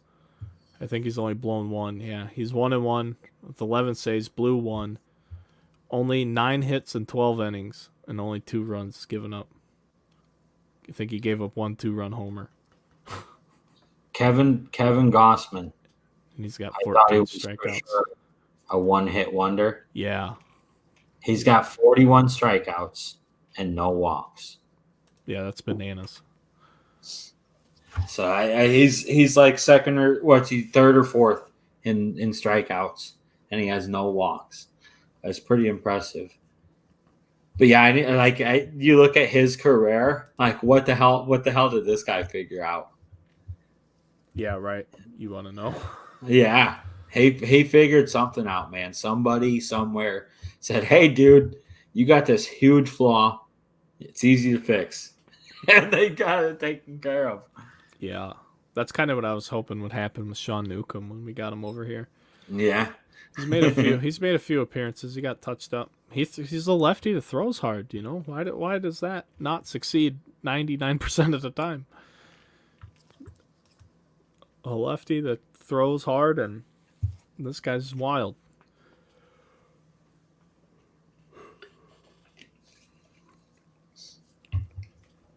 yeah. I didn't even check the product releases, Brad. Is there any? I mean, outside of Bowman coming out, is there anything There's- else coming out? Yeah, there's tons of stuff coming out. It's like release season. It seems Is Select Football actually coming out on time? I knew like Prism and Select. as of was- now, I think Select is still next week, but National Treasures football comes out tomorrow. You got Bowman tomorrow. What else is there? Court Kings basketball on Friday. You have Select Football next Wednesday, Diamond Kings baseball, Crown Royal basketball, Topps Dynasty Formula 1 next week, which will probably be pretty hot. Tribute is supposed to come out as well next week. So Select Baseball the following week, Sterling Baseball the following week, Topps Gypsy Queen Baseball the following Friday. I mean, it's time for things to start ramping up, especially in the baseball card space, and it'll be fun. It'll be fun moving into the summer. Finally, we got baseball starting to take center stage as soon as these playoffs and things like that start ending. You know, we're about to hit our stride for the baseball fans, where it's all baseball all the time. Not that it isn't already for people like us, but you know, see it get a little bit more attention and things like that, and then we'll have these releases, and you know, it'll be a good time. I've all always the- liked opening Gypsy Queen. Do you guys like Gypsy Queen? I love Gypsy Queen. I love it. Dude, they have the most beautiful patch cards. Those jumbo patch freaking autos from Gypsy Queen, Yeah, like the button relics and shit like that, man. Just absolutely beautiful stuff. big fan. But people hate it. Some people hate it. I mean, that's what's great about the hobby, though. There's different shit for everybody. I love that stuff. That was Not- one of the things that brought La- me back. Last year, though, they made them in Mexico. Gypsy Queen was made in Mexico, and the packs were so fucking hard to open. I bruised my fingers. Those are the hardest packs I've ever opened. My fingers were bruised. I only did like 3 or 4 cases of Gypsy Queen, and I wanted to cry by the time it was over. Like, I ripped 2 cases like back to back because my fingers were literally like purple from the day before, and I was too proud to use a knife or scissors or any of that. Like, no, Sit in a pair of gloves. yeah. I'm like, I'm a breaker, man. We fucking rip packs. That's it. Like, no way. and I've done some pretty gnarly like industrial construction work and busted my hands up pretty good. Ripping them little packs that didn't want to open was a kind of a pain. And then they're like clingy, they're not. I don't know what that material is. They just like stick to you, so you can't even throw them in the garbage. You bring your hand back, and 3 more come out of the can with it, and then you're annoyed because you can't open the packs. It's a disaster. But the cards are great. It's what's on the inside that counts, right? Make them packs better. Tops. Let's go.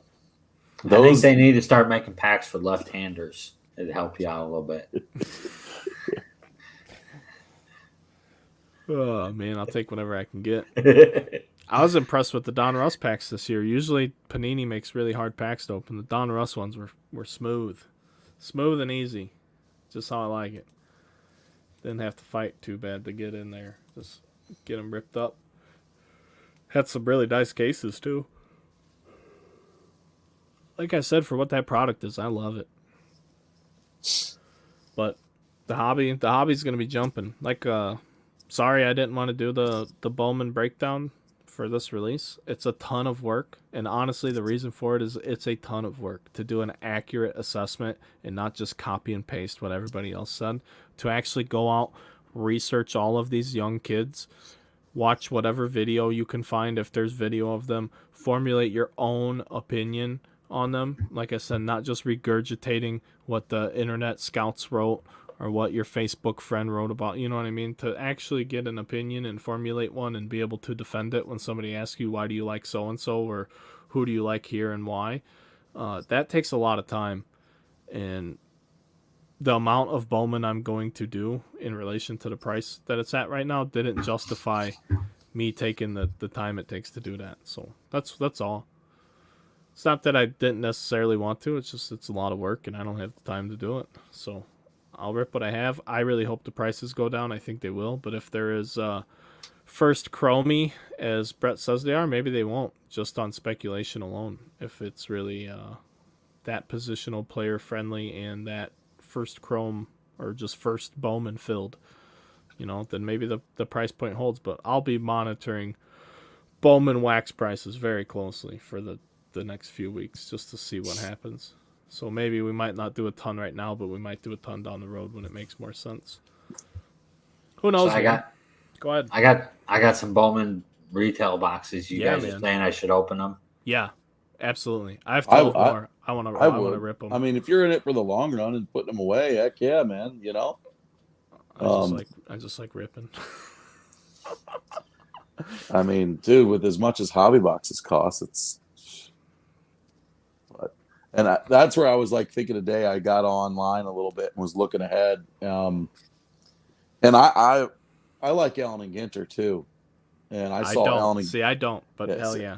I like Ginter, and I like most products really. But I like the weirdness of Ginter because you can have some wacky card come out of there that's worth a ton that you just would never have thought about down the road too. But case of Ginter, the 12-box case is around $1,300, $1,400, which 110 to $120 a box, which doesn't seem too bad at this point. The way the hobby's going, it's not bad at all. Any Topps case you can get for under $1,500 is probably good. Like, just a general assumption. Obviously, flagship is gonna be a exception because Series 1 is like at the highest price it's ever been for where it's at, and I don't think that that's a good buy at $1,500 a case or anything like that. But just generally speaking, most of the time. But yeah, I was gonna bring that up on the screen. The shoe, my agent Bobby Shoes says, what's your favorite unlicensed baseball products? There's only one right answer. Don't National fuck it Treasures. Up. Bingo. 100%. 100%. I mean, the ability to pull out fucking Hall of Fame players. Immaculate is relics. Immaculate's not good signatures. enough, and flawless is bullshit. Flawless is not enough for the price. National Treasures is absolutely 100% perfect. Agreed. 1,000,000%. The problem is it's also not $1,000 box product like where 2020 is currently sitting, and I think that has a lot to do with the Jason Alexander card that I want so badly. That's in the set from Seinfeld, the George Costanza pinstripe card. I want one so bad. I just can't. I can't justify spending the money on it. Yeah, that was an easy one. Yeah, that's an easy question. Brett, do you have an opinion? I know how much you hate unlicensed baseball. I mean, I don't hate it by any means. Like I like their product. It's just for me, it's like if I'm going to spend the money on it, and then hopefully down the road, just the value compared to licensed product, it's just not as wanted. I pulled a Value-wise. triple laundry tag 101 Shohei Ohtani rookie autograph in 2018. I gotta ask the guy what he sold it. We gotta track that card down and see where the market is on that, because I bet it's worth up $1 zillion now. A I could see triple that. tag. It had 2 tags on the side and 1 across the top, and it was autographed. It might be on my website, because it was hard to find a lot of my super. Oh yeah, it sure is. It is on my website. So I know. I could pull it up just to show you guys what I'm talking about. That's all. But go ahead, Brett. Whatever you're saying. I hit in 2018. I hit a Glaber Taurus gold out of a break. I believe it was out of a break, autographed gold, and those are out of 10. And I had that graded, and it graded awesome. And I had that card for a long time, man. And I couldn't hardly give that card away. And if that would have been a PSA 10 gold out of 50 Topps Chrome autograph, those were going for like $500-$600 at the time. And that's a nice list of cards you got up on the screen right now. I tell you that I need to update it better. Yeah. But we're building a new website right now, so I haven't really thought about this at all. But these were just some when I put this website together. These were just at the time some of the biggest hits I've ever pulled. And I mean, there's some nice a couple stuff. of those are mine. Mine. Some nice stuff, man. That was Roel's. I haven't heard Yeah. from Roel, Pav. What's up with him?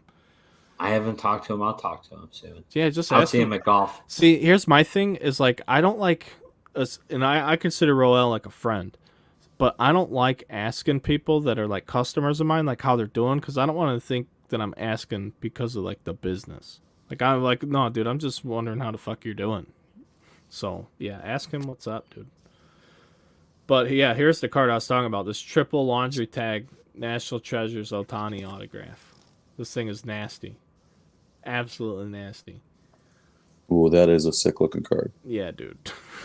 And I don't remember if it was game used or not, but it might even be game used. I don't want to say it is and not be, but it might be. I fully believe that their Fanatics is gonna eventually buy. I want to know what this is worth too now. Dynasty 101 Vladdy Jr. rookie auto. It's got to be worth a fucking $10. I'd say at least. I'd say I bet more.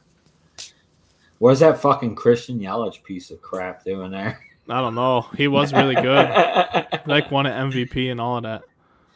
Aaron Judge is getting back into the swing of things, man. He hit another homer. He's got 9 now. Yeah. Dude, that Bo Jackson Finest Hour. The Finest Hour cards were really nice. I love Finest, man. I love Finest baseball. But I was going to say, I do believe that Fanatics will eventually buy Panini. And when they buy Panini and they start putting MLB, team names and logos on National Treasures, what is that going to do to the RPAs, right? That everybody wants in basketball and football, and all of a sudden they become available in baseball. What is that market going to be like when that comes around? I don't know, because Panini's a lot bigger than Topps is, so I don't know if they get bought, to be perfectly honest. I don't know. They're like, just the division they have over here is Panini America. They're like internationally big. So I don't think Fanatics buys them, but if anyone's going to, it's going to be Fanatics. They're just gigantic. So I'm not saying they won't, but I don't think. I just like the rights to their like National Treasures. Sure. Like because they're losing all that licensing. I'd imagine Fanatics is gonna just try to pull all that stuff eventually. So here's the other thing though too. Panini obviously does all unlicensed baseball all year long anyway. So they already have the National Treasures. can they still turn a profit doing the same exact thing with football and basketball? Because then they just turn into like Leafs' biggest competition.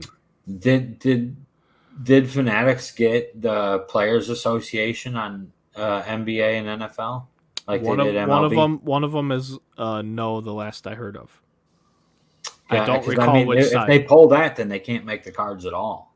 So I mean, like the Panini baseball, that's going to be dead. That's going to be gone. I don't know, dude. I don't think so because Leafs not going to go anywhere.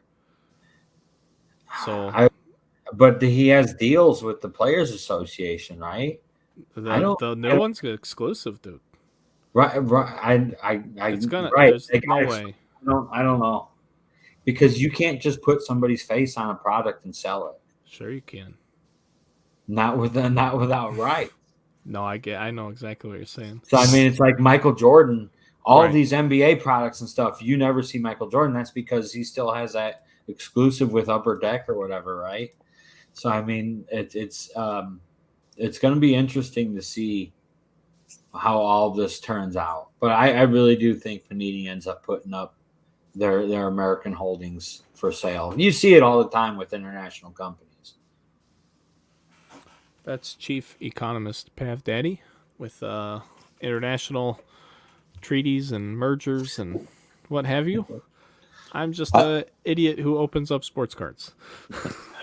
I'm in there too. I have this gut feeling. I think Fanatics is going to buy Panini in the long run down the road. Why wouldn't they buy Upper Deck first? Then they have hockey. True. I think it's got a lot to do with numbers. Because I I just think don't Upper think the Deck numbers would be make cheaper. sense. Yeah, but Upper Deck would be cheaper. Wouldn't you buy them up first? It depends. I mean, is there really value there for I'm sure Fanatics, Topps made money. So like when they made it really easy because if Topps held the exclusive, then the buy price would have been a lot more money. Because then you're buying that exclusive with MLB. Once Fanatics scored the exclusivity, then it made Topps worth a lot less money, and they basically were forced to sell. So I think like with the hockey stuff, I don't know how much money Upper Deck. I don't think they make a lot of money. I think they're nowhere close to what they used to be. Well, they got to make enough. But I suppose so. I mean, if they're making a profit, they're worth buying, right? Who owns Upper Deck is the question. I mean, maybe they're owned by some big mutual fund or something, No, I don't know. I mean, that's the thing is like, even if they're like a small company that loses money, if they're owned by a bigger company that makes money, they could just use them for that tax kind shelter. of thing. Yeah. To harbor their losses. Oh man, what else do we have? What else? Okay, do we wanna so talk about? so to go What do you back got, Brett? around Go ahead. where I was with Allen and Ginter. So Yes. I've been keeping an eye on Topps Chrome, and so I looked at Blowout and then a local card store that is a big online dealer and local dealer here too, and they're selling right now pre-sale. The price has gone up again to about over 5,300 per case for Topps Chrome. You want to know why I think part of that is? Why is that? I don't. Let me let you finish your thought. So I mean, you said the price has gone up how much to what now? well, it's gone up to over 5,300 a case now for the 12 box For a hobby case? hobby boxes. Oh my gosh. It's crazy. And I mean, you don't have to say it, but I'm gonna say it because I saw some another breaker, and I've seen a couple tweets here and there from another breaker, and the distributors are going direct and they're raising the prices and they're taking away allotments from people, and they're just raising the prices, man. Yeah, everybody's gonna try and get all this money before everyone knows what's actually gonna happen. I had a talk with some people today, just to ask, and I don't know. I didn't get much. But yeah, pretty much what you said. a substantial, I guess is the word, a substantial distributor has been cut from Topps. I don't know if that's big news to anybody, but they're not getting any more Topps allocations to them, and the ones that they are going to get that will fulfill their agreement between the two companies, whatever that may be, they're not going to allocate to their customers. They're going to sell it at full market price so they can maximize their profit on their way out the door. But they're not going out of business. They're still going to sell their other things, but their Topps told them they're done, and they told their customers, hey, we'll have it if you want to pay for it, but we're not going to allocate it to you. So it sucks, man. It sucks. You know, say whatever you want. It fucking sucks. I don't know how much money that company makes, and I don't have an account with that company either. So I mean, I could bash them as much as I want, but I'm trying to just think about it for a second. It's just tough because I don't know if I would assume they have to turn a profit without sports cards, and I don't know if they're still getting Panini sports cards. I would assume, but eventually Panini will go away too, so then they'll be in some dire straits. I would assume if they have absolutely no licensed sports cards coming to them. But if they're still turning a profit without sports cards, then I don't know why you just don't allocate the remaining baseball you get to as a good show of faith to your customers who have been good to you for so long, because some of them may only be baseball guys and you may be losing customers over it, you know. I don't know what, you know, how many breakers that fucks over, you know. I don't know. I have no idea. So it's weird, man. I can't say how I would answer that because I'm not in that situation. So, I mean, you should do the right thing. I'm a guy that does the right thing before a profit, but I say that and nobody has to believe me. But I know that I'm not the most business savvy either. So a businessman is never going to do that. They're going to make maximum amounts of profit, and I'm still I consider myself a man of the people. Got to do right by the people that you know, whatever. Not here to give a lesson, but I don't like it. We all know for the longest time that Topps and the other producers have sold their stuff for too cheap. And then the secondhand market was way above what the allocation prices were, the original price from the manufacturer, and the distributors were making crazy money on the product. They could withhold product and make it so that it was hard to get. I mean, just the ability for the distributors to manipulate the market was easier. I can't say that any of that happened, but I understand what you're saying, and I would, if that's what was happening, I agree with you. And I'm the guy that literally felt the effects of exactly what you're describing, because I did more business over the years and got less product as the years went on, while they were making more product than ever before. So I have no issues complaining about that. But even with me saying what I just said, I can't actually prove to you that that's what was happening. But I mean, it's pretty obvious. I like right. Just I look at like the pre-sale market, right? I don't understand those companies. They don't have any product. I don't know how they know their ability to manipulate the price because they know what they're getting, right? They know they know that they're getting X amount from Topps or Panini guaranteed on every product, on every release. They can could even all talk amongst themselves, which is not where are we setting the price, boys? Ha ha ha. What are these idiots going to pay this time? So. I mean, I know that Topps Chrome is king in the baseball world, but I thought Topps Chrome was overpriced last year, Brett. So I'm definitely the wrong guy to talk to. This. I mean, I'm sorry, man. I'm sorry. I am not buying a Topps Chrome hobby box at $450 all alone. I wouldn't pay $4 for it. I wouldn't pay $350 for it. It's ludicrous. I mean, $450 a box. Who's going to be able to afford to open that stuff? I don't know, but the problem is there's going to be people. There's going to be people. Yeah, I agree. But I mean, $4.50 a box of Here's chrome. another problem too.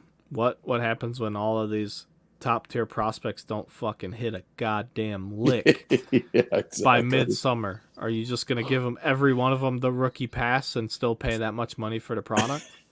You know what? Yeah. Yeah. Bob There's that Schumacher too. coming.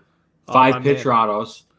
Except it's not even 5 autos in that box for Yeah, Bob, $450. that's the 2 auto dude. box. Dude, that's the 2 auto box. The 5 Yeah. auto box is Oh. like $1 million. Yeah, Dude, yes. it's insane. Those are 1,200, I bet. How much? We all know. Here. So an 8-box HTA is $71.50 That's for a fucking case. insane. 900, basically $900 a box. Yeah, for an it's HTA. insane. You with think five about autos. for the longest time, we were having much better luck with the hobby boxes because we were finding more color in the hobby boxes, right? For forever, it was the hobby boxes were putting out all these color, and that made the value. Whereas now with these prices, If you want color, you have to go to Ben Baller for Chrome, dude. I'm telling you. I don't know why it's that way. The Topps Chrome Ben Baller is the best kept secret on earth. I love that shit. You get 5 If color there's- in most Montgomery Club. boxes. But you can If still there's go any out year to and, buy like, acquire singles, it. Yeah, this singles is the year all to day. buy singles, man. It's wild, man. Yeah, I Dude, wonder. I mean, I wonder what the singles market is going to be like based on the freaking price of boxes. It's going to be stupid what people are I'm going to telling try you. to get for fucking singles. I don't man. think that Topps Chrome price can't. It just can't. There's no way. It just can't. I feel like when release comes, the price will freaking bottom out hard. But I say that though, and then you look at like UFC Prism, shit like that, like 21 UFC Prism. Even though it was a debut, it still sells for over $1,000 a box, and I can't even find people to sell a single UFC card to, let alone someone to sell a break to at those types of prices. I don't even have friends that I talk about fights with. I watch the fights every fucking weekend. I don't even know people that I can like talk about like the key moments of any given fight from over the weekend. But there's fucking people out there paying over $1,000 for a hobby box. There's so much shit wrong with this industry that I don't understand, and I just don't try and understand it. So like, why does that shit sell for money when Topps had the UFC license? Hobby boxes of Topps Chrome UFC were under $100, and then all of a sudden now that Panini has it, it's 10 times that for the same product. Prism is Topps Chrome. Topps Chrome is Panini Prism. I interchange those two across the sports. That's the equivalent. And so you're telling me that when the Topps had it, it's worthless essentially, and Panini gets it, and now it's more than 10 times more valuable. Why? They didn't get 10 times more fans. What the fuck? I don't understand the Panini hype boy shit. I don't get it. Because now a real actual fan of the sport, I haven't bought a single Panini UFC anything. I lied. I did get some select H2 boxes for me to rip because that was like the most affordable thing I could do. That made sense because I wasn't going to pay over $100 for a blaster. But I wanted to rip some too. But before that, I could rip a whole case for what I ripped a couple boxes for. A whole case. So it's annoying. It's annoying the way some things get priced. So I say that to say that even though I think Topps Chrome won't sell, it'll probably sell better than you could ever imagine. Like, we're all sitting here complaining about what the price is going to be. It's going to sell faster than any release ever because it's so expensive. Like, it must be great. It's $1,000 a box. Buy the whole shelf. We'll worry about paying for it later. You know what I mean? Like one of those things. Buy the blaster boxes. Retail. Retail for the win. It's unbelievable. I I hate even saying that, but you're probably right. You know what though? It's one of the reasons with the hobby the last couple of years that I've really gone retail heavy if I could find it and get it, because just the price per card, and there's some nice stuff that comes out of there. It's just these prices are crazy. Yeah. Nuts. What's a Wander Topps Chrome rookie card going to be? I don't know, but here's the problem. If it's too much, then what's another comparable rookie's single value? If it's less, then you buy that comparable player's single value. Like, the tough thing for Wander right now is he doesn't compare to another established superstar because he doesn't have that realized power yet. So until he does, like, it's hard to compare him because even the guys that have speed have power too, like Trout and Luis Robert and guys like that.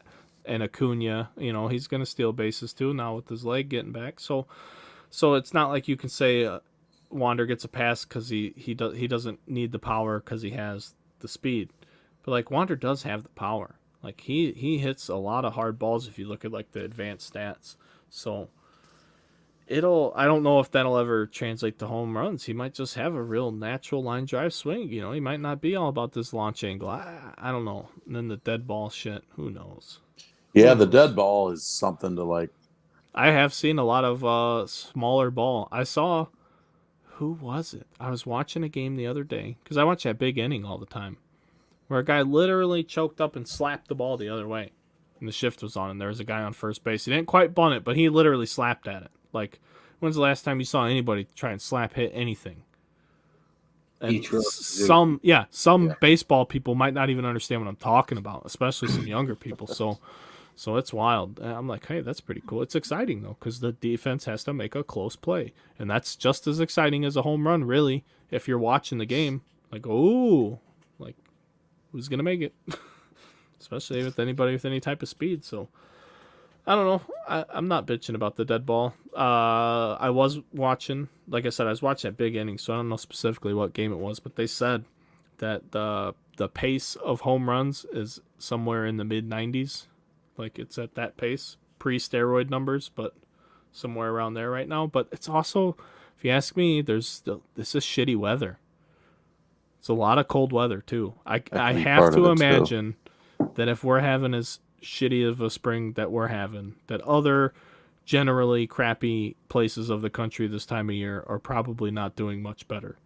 So I don't have all that type of data either, but I'm not going to sit here and complain and panic and bitch and moan until we get into the warmer months and the data still shows the same thing. And even if it does, fucking put a bunt down then. Let's go. I'm ready for it. My buddy sent this to me Sunday. He said slugging percentage is down 40 points compared to the last 4 Aprils in the MLB. That's a better comparison though, to compare it to the previous time frame. I like that. But April's just the worst month to compare anything. It is. It's everyone's beginning. And you don't know if they got a full spring, if they're coming off an injury, if they're ready, if they're dialed in yet. You need to take like June for like everyone. I think June's the right time of the year to take like a year over year. But even then, it's small samples. It's so hard, man.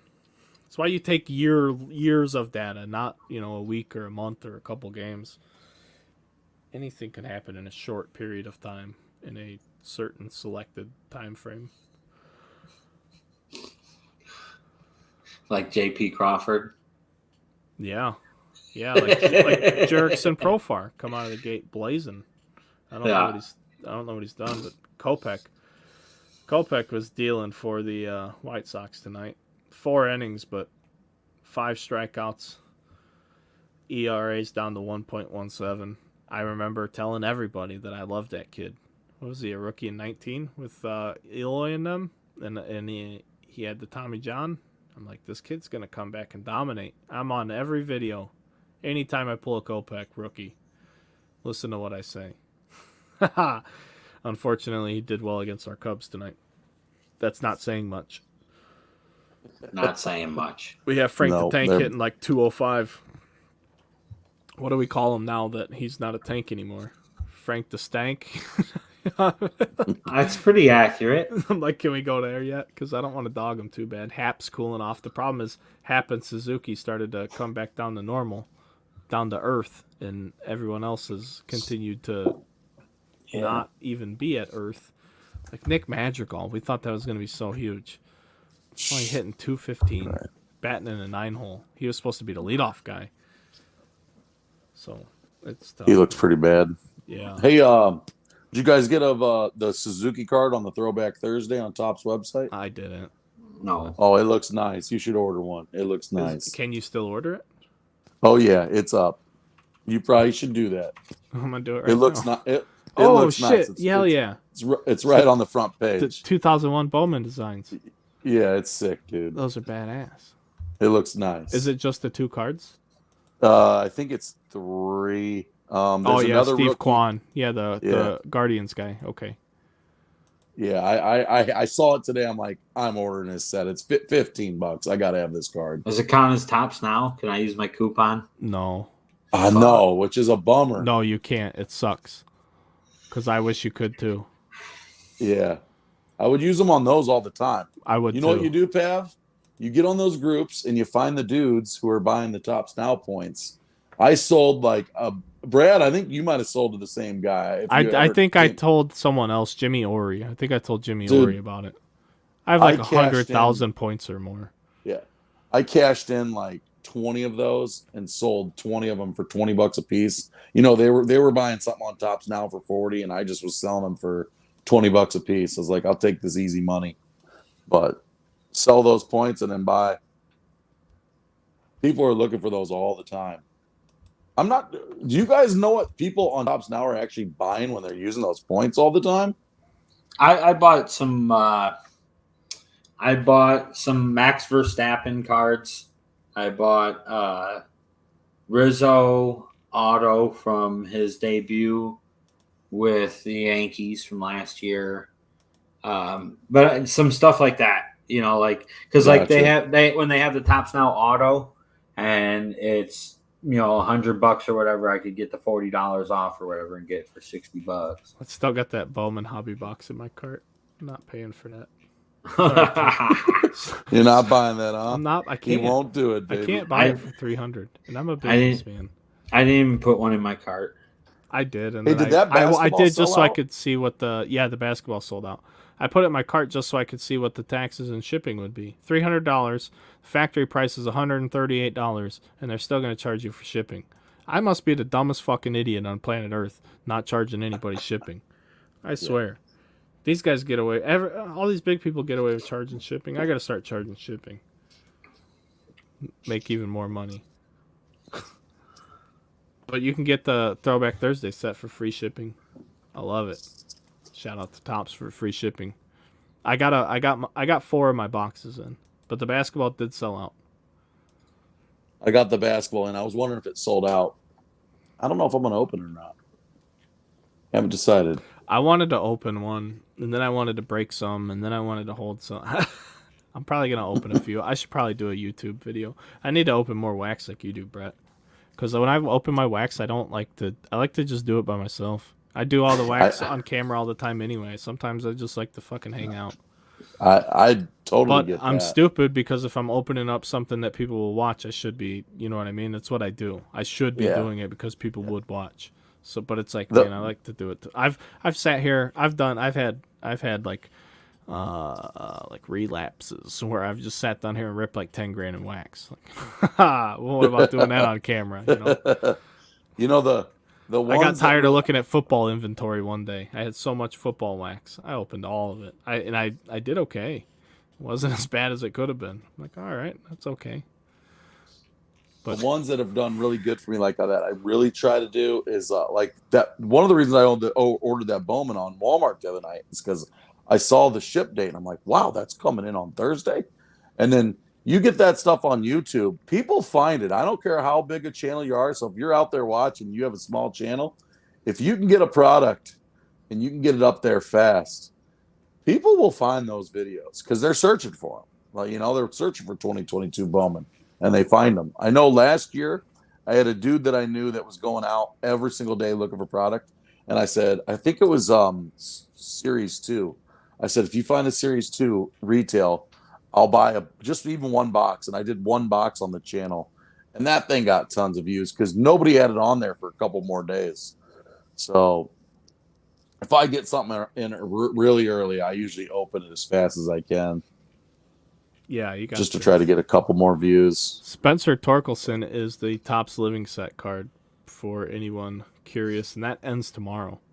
So if you wow, I didn't even know that was on there. So if you hear this podcast before the end of May 4th, you need to go get your Spencer Torkelson Topps Now Living Set because time's running out. But yeah,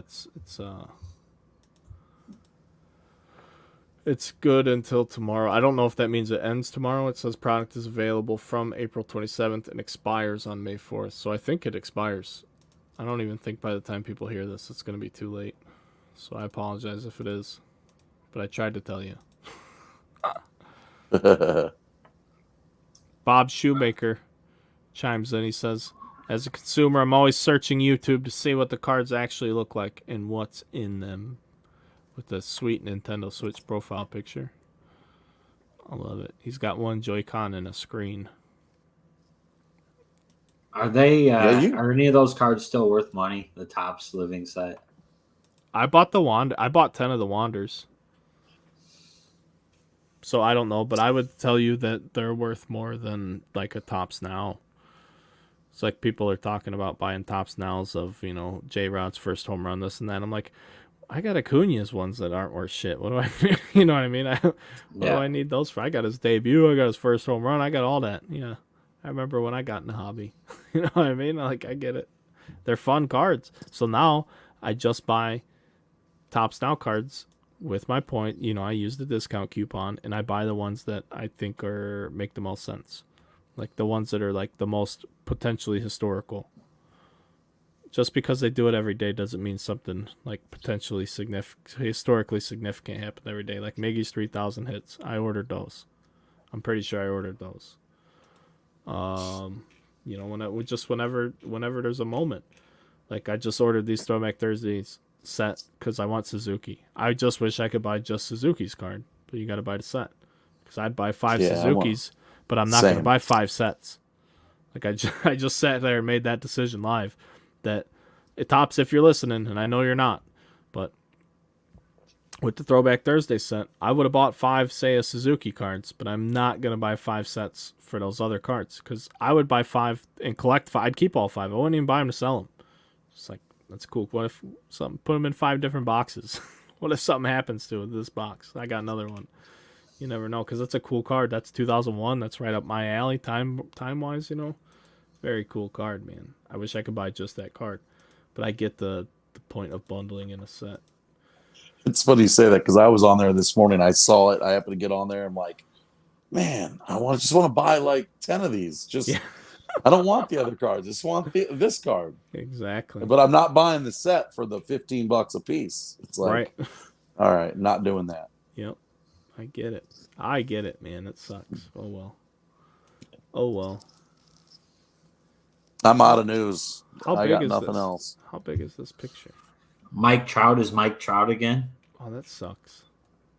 How good is that for baseball? Yeah, man. It's good, and the Angels are good so far. They're leading the division, which is good. Angels been God, good. I hope they make the playoffs. Syndergaard's been pitching well. I mean, we knew they needed pitching help, and their pitching's held up so far. You'd just really like to see Mike Trout get another shot in the playoffs before he gets too old, Oh, yeah. Absolutely. Yeah, plus I want to see Ohtani, too. I mean, yep. People fun want to see team Ohtani. with 2 studs. I was streaming the show today. I stream MLB The Show Monday through Friday at 1 p.m. Central Time. I've been doing it for over a month. I've been making posts annoying the piss out of everybody just so people who want to know. But while I was doing my stream today, there was someone from Japan who showed up in my stream. I don't know what time it was in Japan. We started talking about Japanese baseball and some of the guys that come over here. And he's like, my English isn't that good. He's like, but I love what you're talking about. So he's like trying to talk to me. He's telling me like Placido Polanco went over to Japan and had like some incredible career over there. And then I was asking him about Matt Merton. You guys remember Matt Merton? Yeah. He went over to Japan and was ridiculous over there. So I don't know. I had a good interaction with someone from Japan today playing a video game. It was hilarious. So Tuffy Rhodes. That's Tuffy the one. Rhodes. That's the one I always fall back on for, how they do in Japan. He was a stud in Japan. Yeah, an absolute stud. He hit 55 home runs in a season there when he batted 327. Yeah. And they only played 144 games, right? I think they played less games. He hit 464 home runs in Japan. Yeah. That's crazy. Jesus. Pav, you got anything else, dude? No. No. Let's see. Let me check Hey. my deal here. Last thing for you, Brad. Absolutely. Have you gotten involved with this whatnot thing? I know it's been around a little bit, but I did seems 3. like I did 3 live streams on Whatnot last year. That's it. man, I that seems like people are just gravitating towards that. I have my opinions. That's really how I'll leave it. So, I haven't even watched it. I have not been on it, so I haven't seen anybody like doing like big cards on there. I feel like it'd be okay for the guys that want to sell the little cheap shit. I don't know. there's people that do tens of thousands of dollars on there daily. I mean, there's some players on there. I just did you break on there, Brad? Yeah. I did Okay. like little small random division stuff, packs.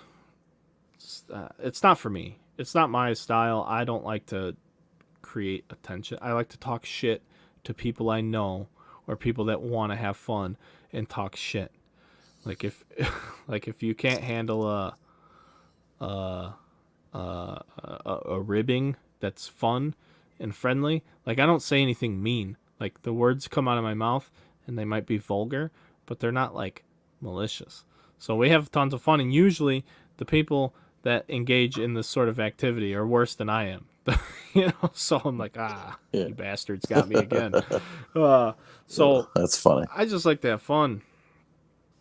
And Whatnot is more of like a hounding people, like, come on, you got to bid more than that, like, like a Blues and Money here, like people just it's like a begging, panhandling way of selling, and I don't dig that. I'm not it. Yeah. I'm not that guy. Plus, the other,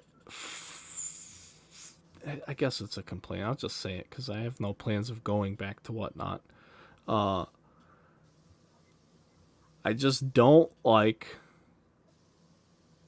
how, well, there's a few things I don't like. You don't get your money until 3 days after the stuff's delivered. That might have changed since then, whatever.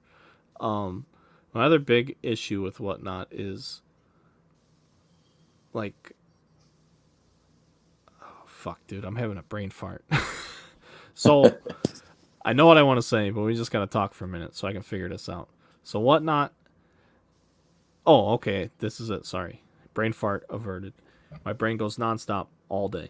So Whatnot, when I went over to that platform, I did a ton of promoting. Told everybody, hey, I'm going to Whatnot. I'm doing that, this and that.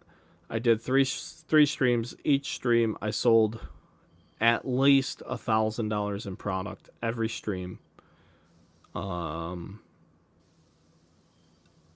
but 2 of my purchases were from people I brought over to the platform. So nobody knew. So nobody, like, why am I gonna come to your platform, bring my established audience, have to wait 2 fucking weeks to get my money when I run a fantastic, flawless, top fucking notch, professional, as good as it gets fucking service business in an industry full of fucking slimy, shitty, half-assed fucks? And why am I going to bring all this business over there and give you 8%? I'm good. I don't need Whatnot. I'm fortunate enough to say that. Maybe that's what I'm saying. I don't need Whatnot. Whatnot needs me. Whatnot needs people like me. Take that however you want it. It doesn't necessarily mean me, but it means people that run an operation as well as I do. Because they've had to revamp their policy. It seems like once a month I'm getting a new email from Whatnot people where they're like, hey, we had to revise this policy. And it's because the people they're letting sell on the platform aren't doing things the right way. Finn McConnell, YouTuber, we've had him on the show. He actually, I think he had his interview thing today to do the live stream on Whatnot, but he's been dabbling over there. He bought some cards. They got shipped to him. They were not packaged at all. They were literally just thrown in a bubble mailer. They were all fucked up. He sends me a picture. Finn's the last guy that's gonna scam anyone. He's a good dude, and he does like he's got He's like a YouTube partner with some of these video game companies. Like, he's a legitimate guy. He's not causing problems. He sends me the picture. He goes, dude, my cards are all jacked up. He goes, how do I handle this? I'm like, I don't know, dude. So he like handled it through Whatnot. However, they came to a conclusion or a settlement, and then the seller goes outside of Whatnot to like track him down and harass him, like talk shit. Like I didn't damage your cards. Like obviously the guy doesn't understand how the post office works, and they literally take your package when you hand it to them and fucking throw it into a bin, and then that's it. They ask you when you take something, is this liquid, perishable, fragile, hazardous, flammable? They ask you an entire thing, and fragile is the word. Baseball cards are fragile. In a hobby or a thing where condition is paramount for the snobs of the card world, that everything has to be perfect, you don't have the wherewithal to package something with any sort of care so that it doesn't get damaged. Like, come on, you're fucking amateur hour, dude. You're on that platform paying that 8%, waiting 2 weeks to get your money, probably not bringing anyone over to the platform to do business. You know what I mean? Like, no, I'm good on Whatnot unless they want to talk to me and pay me or convince me or give me a reason why they should have me over there. I'm not going over there. Why would I do that? It's silly. And I'm not trashing on Whatnot. Too bad. I like how it functions. I love the live auction format. I think it's very neat, very interesting. My issue is just they need to do more to make sure their sellers are just better, because you want people to have a good time on your platform. So figure it out. Get some really good sellers on there. Feature them. Promote them. Like, help them help you. I'm just not pimping for anybody. Like, if I've worked so fucking hard to be where I'm at. Like, I've ran around all day today. I haven't even had time to sit down and have a meal. But that's what you want to do. Or that's what you have to do when you want to grind and you have goals and you want to get better. You can't stop. You got to keep going. So, for me, that means it's been paying off. That I can say, hey, I'm going to this brand new place. Get on your phone, create an account, download an app, come over here and spend thousands of dollars the same way you already do here, but now let me inconvenience you to go do it over there and then have to deal with the runaround afterwards. I'm okay. Because that's what it turned into. It's like, hey, how's Whatnot? What's going on What? Everybody's asking me about Whatnot. I'm like, I did more for it than it did for me. And then afterwards, I got like emails on like 2 separate occasions where they're like, message my Instagram or my Twitter. And I got an email one time too. They're like, hey, we saw you on the internet. You know, we want you to come be a seller on our platform. I'm like, I'm already an approved seller on your platform. They're like, oh, okay. Like, I just don't do it anymore. Like, so I'm not trashing Whatnot, but I really feel like, and I told this to somebody else the other day, they should really do something to lure quality business. And I'm not saying me. There's plenty of other breakers that do a fantastic job and do things the right way and make sure their customers are taken care of. I can only speak about myself because I know what I do. But they need to do something to incentivize people like that to be there at all times during the day. Like, hey, we have these, in the general average person might not like that, because it's like, hey, then you're giving these people unfair advantages and this and that. But it's like, hey, we're helping this platform by being here with our established credibility. How long's Whatnot been around? I don't know, really. I've been around 4.5 years. You know what I mean? There's the argument right there. Yeah. So if I've sustained myself for 4.5 years, I have to be doing something right. Ask anybody. They might not like the way I talk, but they can't ever say I did anyone wrong business-wise. Never. Like, you can complain about my language. Like, yeah, he swears too much. Or he's an asshole. But I've never done any human customer wrong. Hell, I've done more for people that have never spent a dime with me than most people would consider doing. So I know there's more people like me out there. I'm not saying it to brag about myself. I'm saying it because there's other good people out there. And since the hobby has taken off to where it's taken off to, there's too many people that only care about making money and screwing people over and just profit, bottom line. Like, it's a hobby.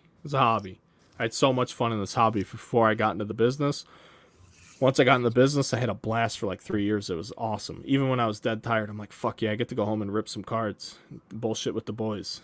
And it's just, I hope we get back to that, really.